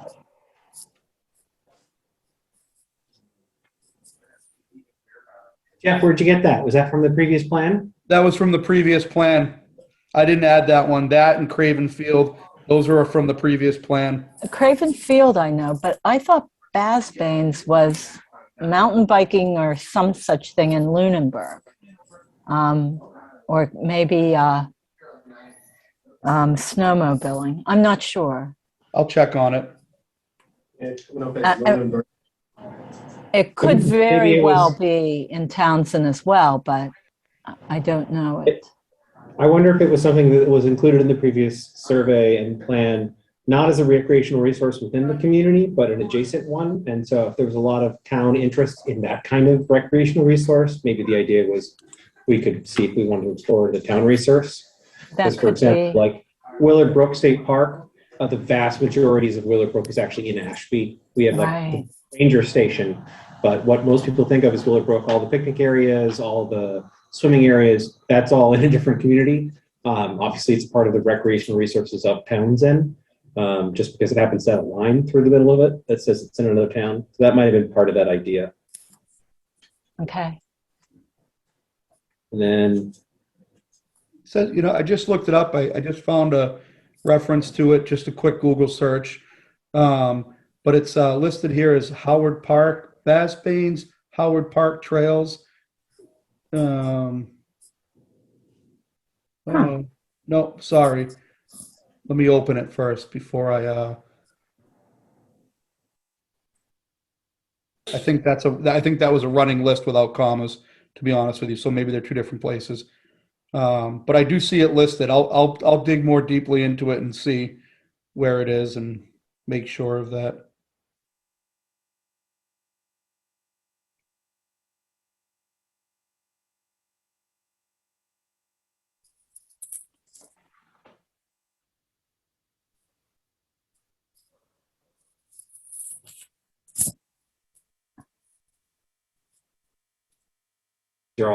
I like that this tail end is just this biographical, again, keep people on. Oh,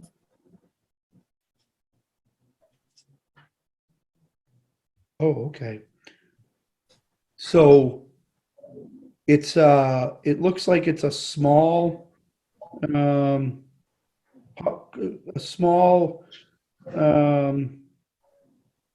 Was it on Lunenburg Road? Is it that Conservation Commission property on Lunenburg Road, past Bayberry Hill? exactly, just past Bayberry Hill Road, before you get to Bayberry Lane, West Townsend Road, which then turns into West Lunenburg Road, then West Elm. Okay, Yeah, that's where it is. I know which one it is. Right near Bayberry Hill Road. Yep. Okay, I've And it's never just- called it that. It's just referred to Bass Bains here. It doesn't even say Bass Bains Trail or anything. It just says Bass Bains. And it looks like it's a loop trail. Okay. Can I offer a comment? One, first off, that's a great thing that we can kind of make sure we encompass in this new plan is an assessment of all the recreational resources, because like I'm a land use coordinator and I don't even know them all. Let's be honest about this. We're all learning together. So as we find stuff, let's put it in there. And I love the idea of making it a little more accessible what these resources are. But just kind of scrolling around, I looked at question 6. I like all of the questions that you have here, but I think maybe the question at the top might want to get revisited. It is kind of leading language. It might be better to just say, yeah, so I'm sharing screen on it right now. The question, the top point is Townsend's rural character is enhanced by wildlife that lives here. It is important to protect Townsend's wildlife for protecting important habitats such as, maybe it'd be better to frame this as, please indicate how important you feel it is for these strategies to protect Townsend's wildlife. Just because it's a statement at the front, you might get people that feel that they disagree with the statement, and so mark everything negative without bothering to read because it's framed by a statement at the top. Maybe instead of making those kind of statements, it'd be better to get that feedback without that framing. Yep, I agree. Just a thought.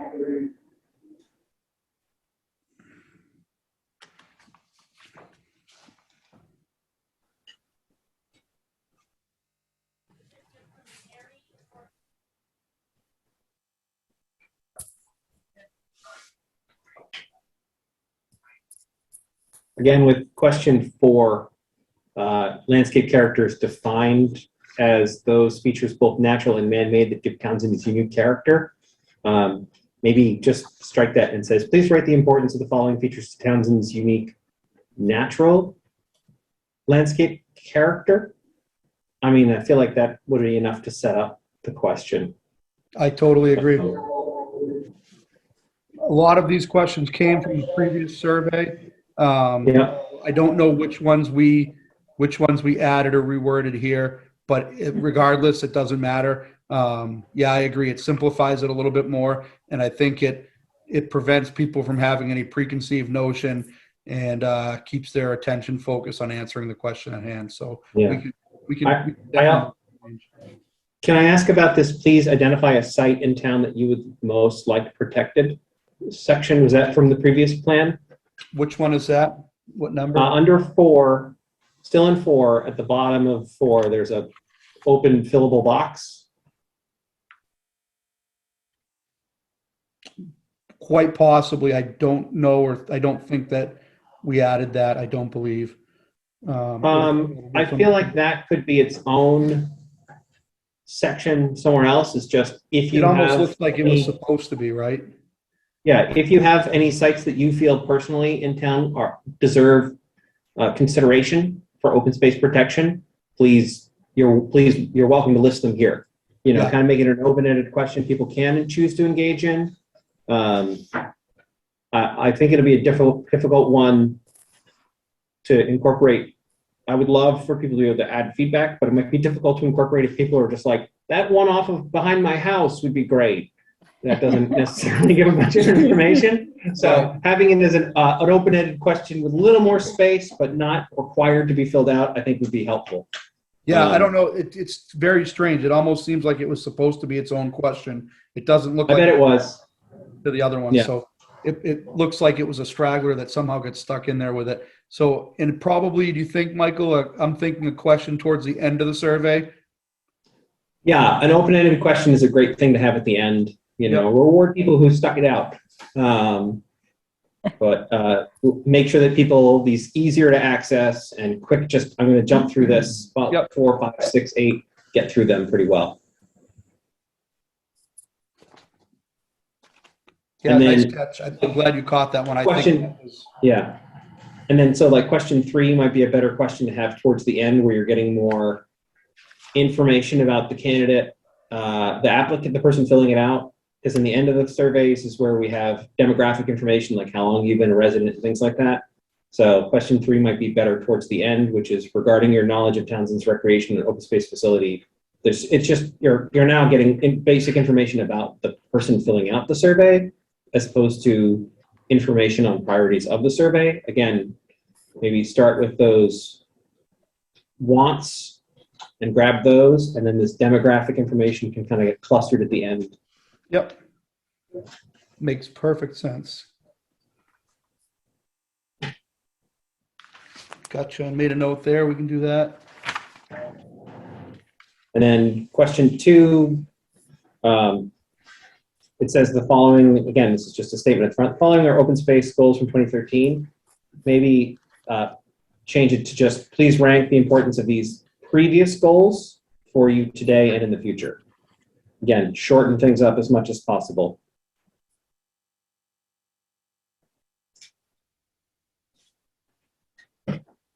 Maybe midway through.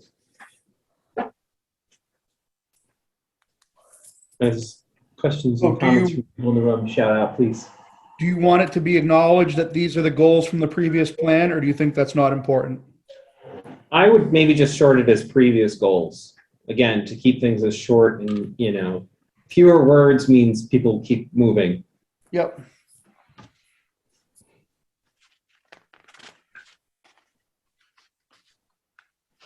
So I'm going to say, please rank the importance of these previously identified goals for you today and in the future, or please, Yeah, the importance of these goals previously identified by the Open Space Committee. Something to that effect. I think just even previously identified. Again, keep it as few words as possible. It's a long survey. Hopefully people will take the time to go through all of it. But if people only are going to read 500 words, let's make sure most of those words are parts of questions as opposed to framing the questions. Mike, I have a question. Why do we even care why can't we just say, leave it as these goals? Why do we have to identify these goals as previous? We don't have to. We can drop that I would entirely. just leave it the importance of these goals for today and in the future, and just leave it like that. Okay. That sounds good. Do people feel like this kind of a question would be better at towards the front, in the middle, or towards the back of the survey?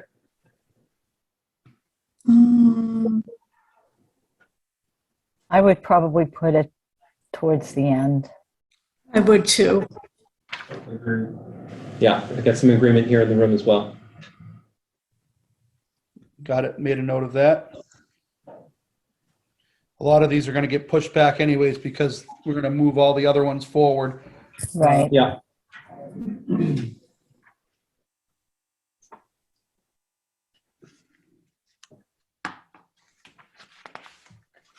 I just have another comment. I would move that question 1 down to the next page because it makes me confused where question 1 is up here and then it starts giving the opinion. In the online survey, it doesn't look like that. Okay, It that's just fine. looks like that because of the printout. Yeah, So I'm not sure if we can adjust that, but we'll try because I know that some people are going to take this or want to take it as a written survey. And so in order to do that, this might have to be reformatted, by someone to make it able to be taken as a written survey if someone doesn't want to take it online or doesn't have access. So we'll work on that as a last step to make sure that it's clear, both printed and online. But I assure you that online, it looks better than it does right here on paper. okay, thank you. Yep.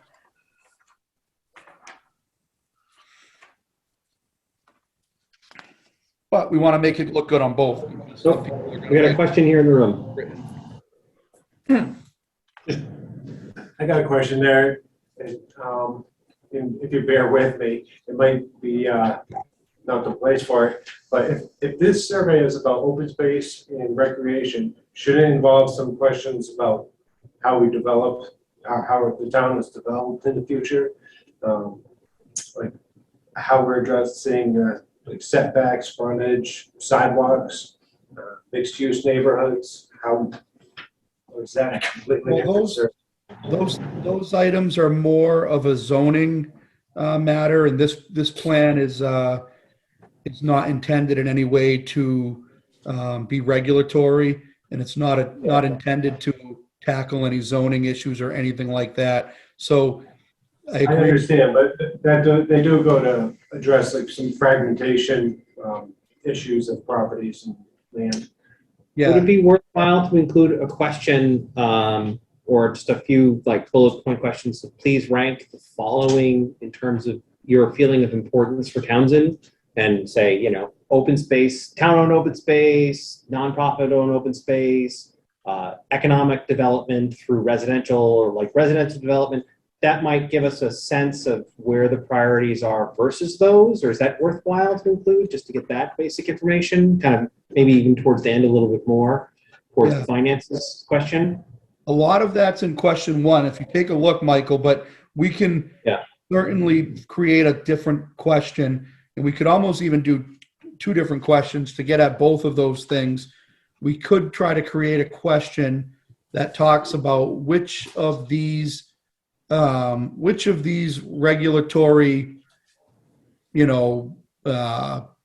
policies or regulations, which of these bylaws do you think are most effective at protecting open space and recreation resources, or something to that effect? And we can list some of Townsend's different zoning resources. But I'm not sure that would tell us which ones people value or think are important, but it wouldn't change their ability to regulate or any more or any less. So I guess we could think about something. And if you guys have any ideas, if you think we need to get something like that in there, we can try to come up with a question to do that. And I'd welcome any help putting it together to get at whatever idea we're trying to capture, I guess. We could do that.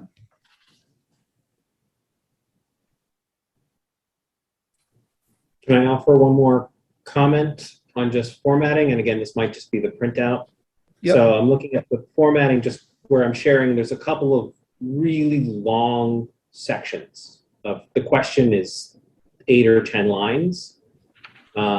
Is there any way we could either shorten those or just change the formatting so that they're longer lines and we have smaller, less space for dots? I have a hard time reading these questions, and I'm, a policy person who knows half of what this means.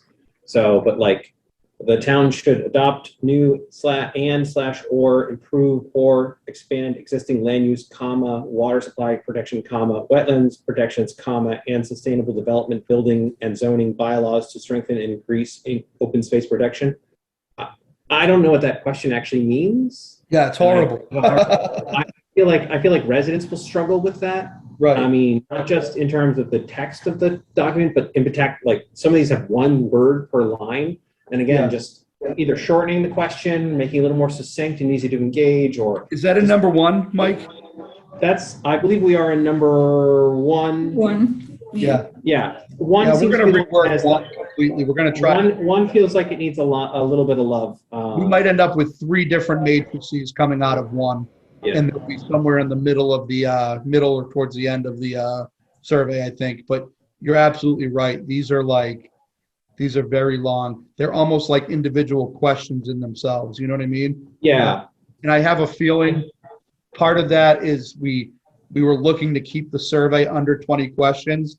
And it almost seems like number 1, I don't know. I think the original question of number 1 came from the past survey, but I think we added some things and categories and reworked it, and it's just too much. We'll work on that. I'll look at that with Ryan back in the office. And I would say try to keep the questions to like 12 words or less in terms of retention. So like the town should acquire more open space. That's a really easy question to engage with, and it's 7 words. Right. Well, and the worst part is when you start getting into question, right? That the question is up above. These are like the individual, these are just supposed to be sort of categories of things. So, but they've ended up turning into individual questions. So, yeah, that's the framing that I think would be helpful. Again, just in getting people to engage. I mean, some of these, I would check out on this survey at this point, right? For some of these, you'd be like, yep, okay, I'll skip ahead. I'm going to jump over this one. Yeah. And I don't think we're going to get as much meaningful feedback on these. Yeah, that goes for 1 and 2, really both, and we'll rework those. We'll look more closely at those, and I know for sure those came from the past survey, but what I think we added some things to them, and it took probably an already complex question and made it even more complex, which is not what we want to do. We want to do the opposite. So we'll rework both of those. Yeah. Look at 3. That's 3 and 6 are the other ones that are similar. 6 doesn't look too bad, but 1, 2, and 3, we'll take a look at them, see what we can come up with. Okay. 10 doesn't look too bad, but it's getting No, most of them are good. I think it's there's just, and even some of these questions in here are good, but just some of these do happen to feel very, very long, and it feels like it meanders. It's almost too much information to understand what the question is. And take a look at that, because I don't want to make these decisions. I would rather that these types of decisions come from you and the committee. But take a look at it and look through, and if there are any categories that seem redundant or less important, let me know. We might be able to narrow that down to a fewer categories as well, and maybe turn question 1 into. We already talked about turning into 2 questions by separating the sort of acquisition priority and the financing part of it into 2 questions. So that will help us itself. But if there's anything you see that's redundant or that you don't think belongs, let me know over the next 2 or 3 days. We're gonna shoot. I would hope to get this wrapped up by Wednesday. So maybe just to kind of work through a few just right now, this one right here, the town should utilize existing land use list of things to protect open Which space. number are you on, Michael? Still in question 1, one of the last ones in the first section. I'm sharing the screen again above, if you want to look at that for reference. It's with gray box. It's Yep, all right, I have it here. I'm marking it on mine. Go ahead. So the town should utilize existing land use and then a list of things to protect open space. Maybe we could just shorten that to the town should use existing town land to open space. Is that kind of what the question is getting at? Or is there more information there? Again, I'm having trouble following what that question is supposed to be asking about. What is that question asking about?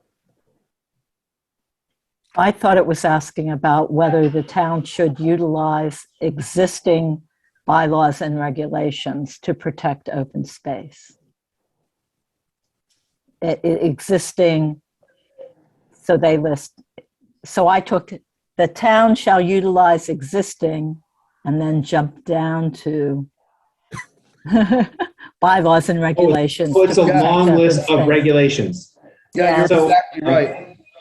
So maybe we should, could we just, Get rid of everything in the middle, you're right. If you yeah, went, could it just, the town should use existing regulations? And then maybe a follow-up question, if the town should create new regulations to protect open space? That's what Is the that next the- one is.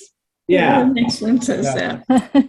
yeah. So like that might be the better pairing then. And that's a brilliant idea, Veronica, shortening it, but you cut it by like 2/3 and still got the core of it. Thank you. I was lost.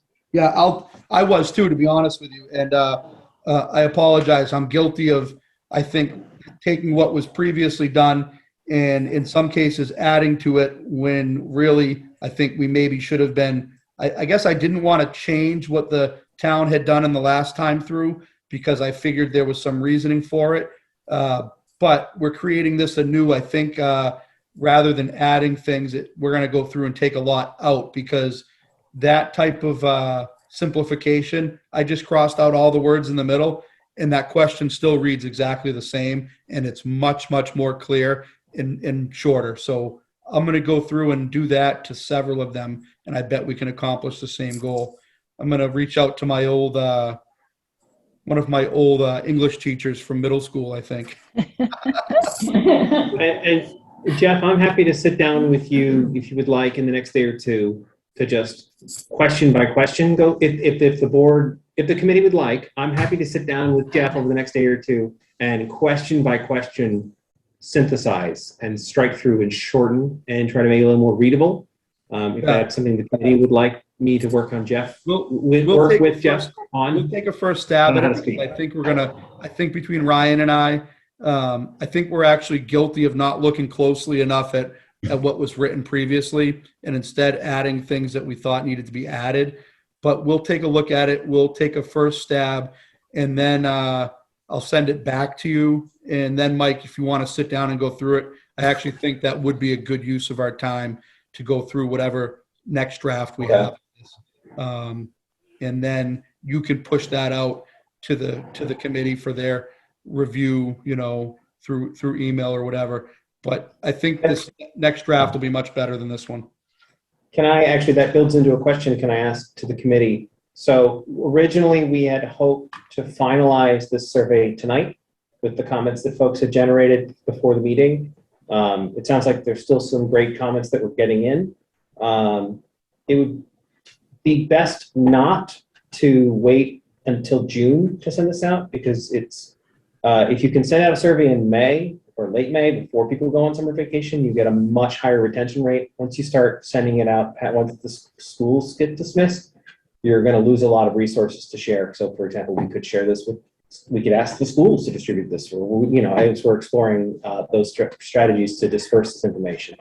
So my question is to the committee, what would you like for the process to move forward with this? Do you want us to do more edits and then come back at another meeting? Or is there any way that you would like, is there a guidance you could give and we implement it and then just send it over with the draft in 2 weeks and have a yay nay approval via email? Or what would be the best for the committee to move forward with this? If you could work with Jeff and get it updated in the next day or two, and you could send it out to all the committee members to maybe take a day or two to look at it and then get back to you with comments, or it's okay, I have no comments. So that's something we can do. Okay. That would be great. I'd be happy to work on that with folks. And that would be nice because then we could have a finalized survey before Memorial Day weekend. Jeff, does that timeline feel feasible to you? Yeah, that's absolutely fine. I think my thought is that we could probably have this turned around and back to you, Michael, by Wednesday, Sounds great to me. end of the day Wednesday. You're talking And then I about a can- week from Wednesday? Say it I think again. he's talking about the day after tomorrow. Yeah, we can make the edits and revisions to this tomorrow and the day after and get it back to you, Michael, to then share with the committee. Yeah, and then maybe either Wednesday or Thursday, Jeff and I can, or it sounds like Jeff and I can sit down this week and revise this after he and his coworkers have done their quick revisions. And then we'll have maybe even something finalized and able to share for final review to the committee by the end of this week or maybe early next week. Does that seem like a good timeline?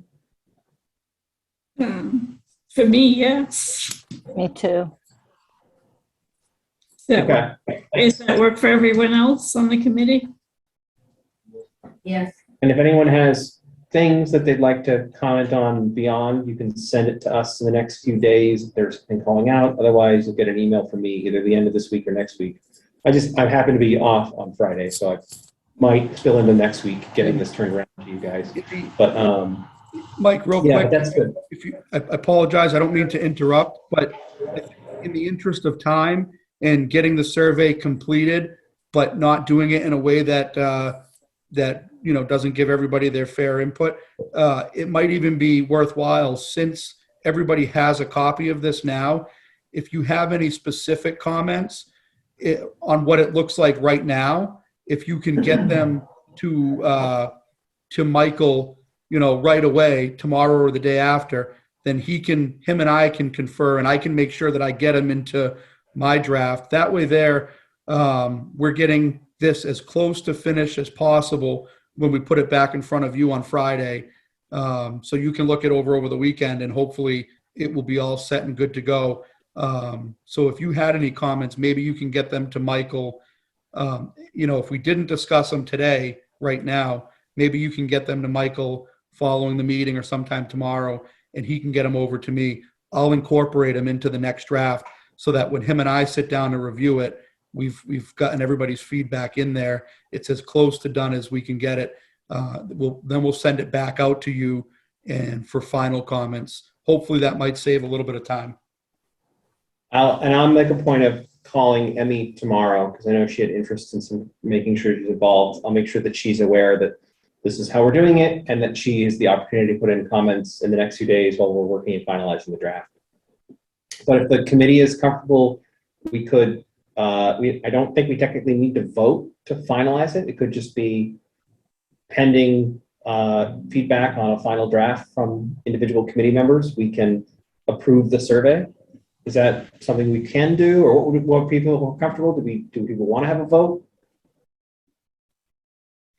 How does the committee members feel? I'm okay with not voting. And just, Okay, I had one go for it from the room here, which I appreciated. I'll second George. Yeah. We've got a second on the go for it. Okay. We have a motion to go for it on the floor. Okay. I also want to, it's getting late and I'll be respectful of people's time. I want to get you guys moving along and get you guys home because you're doing awesome. So we can do some more work on this. Thanks. Perfect. Okay. Thank you I'm guys gonna- for all the input. Pull that off the screen and stop sharing so that people don't have to look at this anymore. Thanks for that. okay.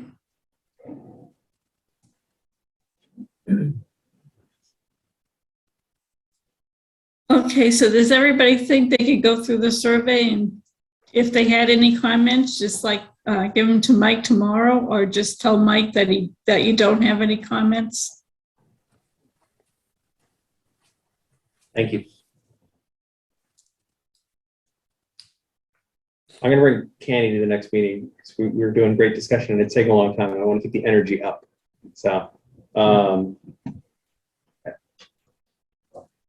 coffee. Yeah.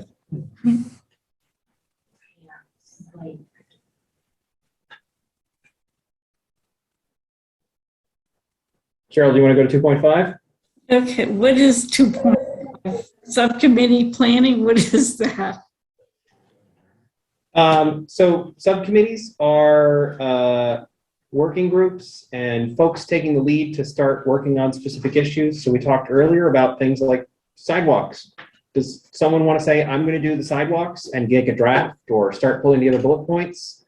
We will all go through the whole document before this is done. So this is a great time if you feel like you have expertise about a specific thing to say, I'll do that. So you don't get assigned something else later or have somebody else who doesn't know what they're talking about having I would suggest that we do the edits first and leave that part to the next meeting. I'll agree with that. I've got a second in the room, so. Okay, so we need to take a roll call. A vote.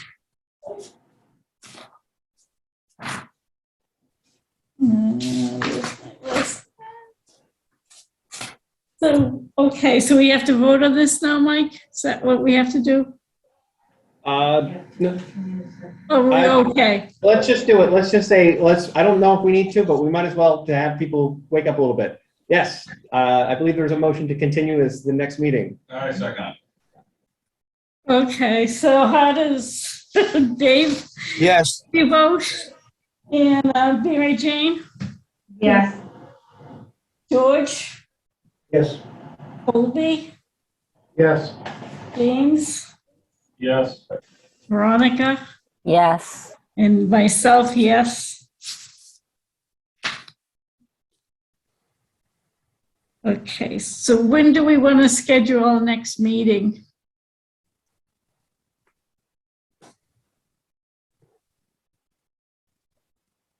After Memorial Day.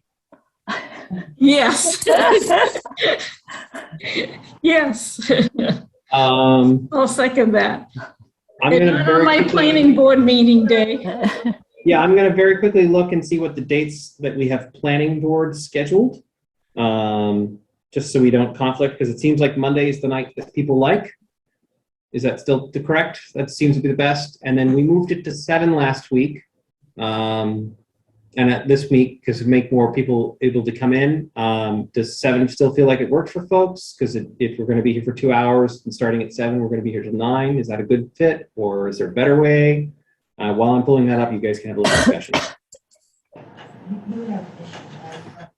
Oh, you don't? No, that was. Oh, that was you. Soccer's almost done, Colby. It is.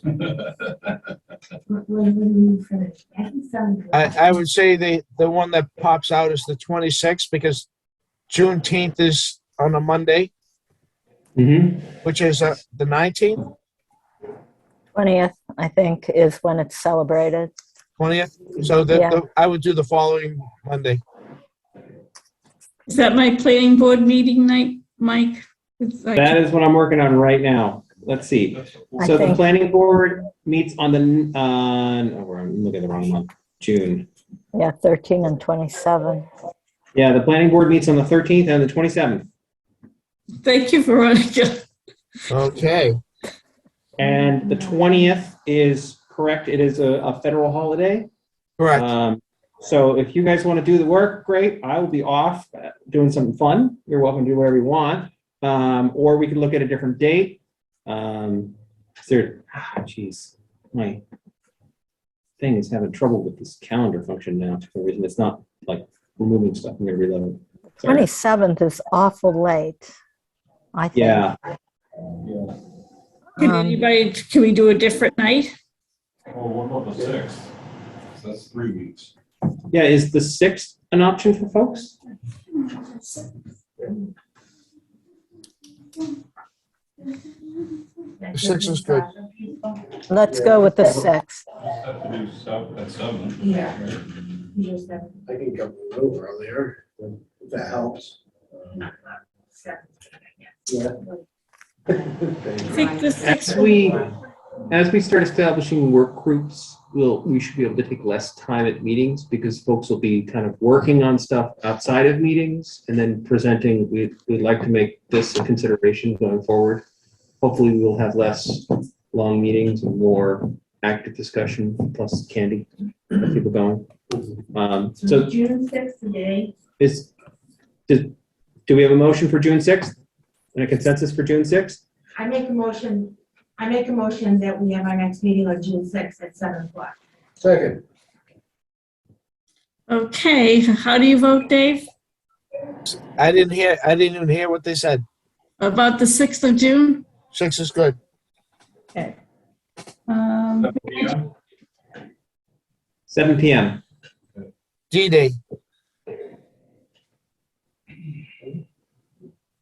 Mary Jane, how do you vote? Yes. George? Yes. Colby? Yes. James? Yes. And Veronica? Yes. And myself, Carol Hofstas, yes.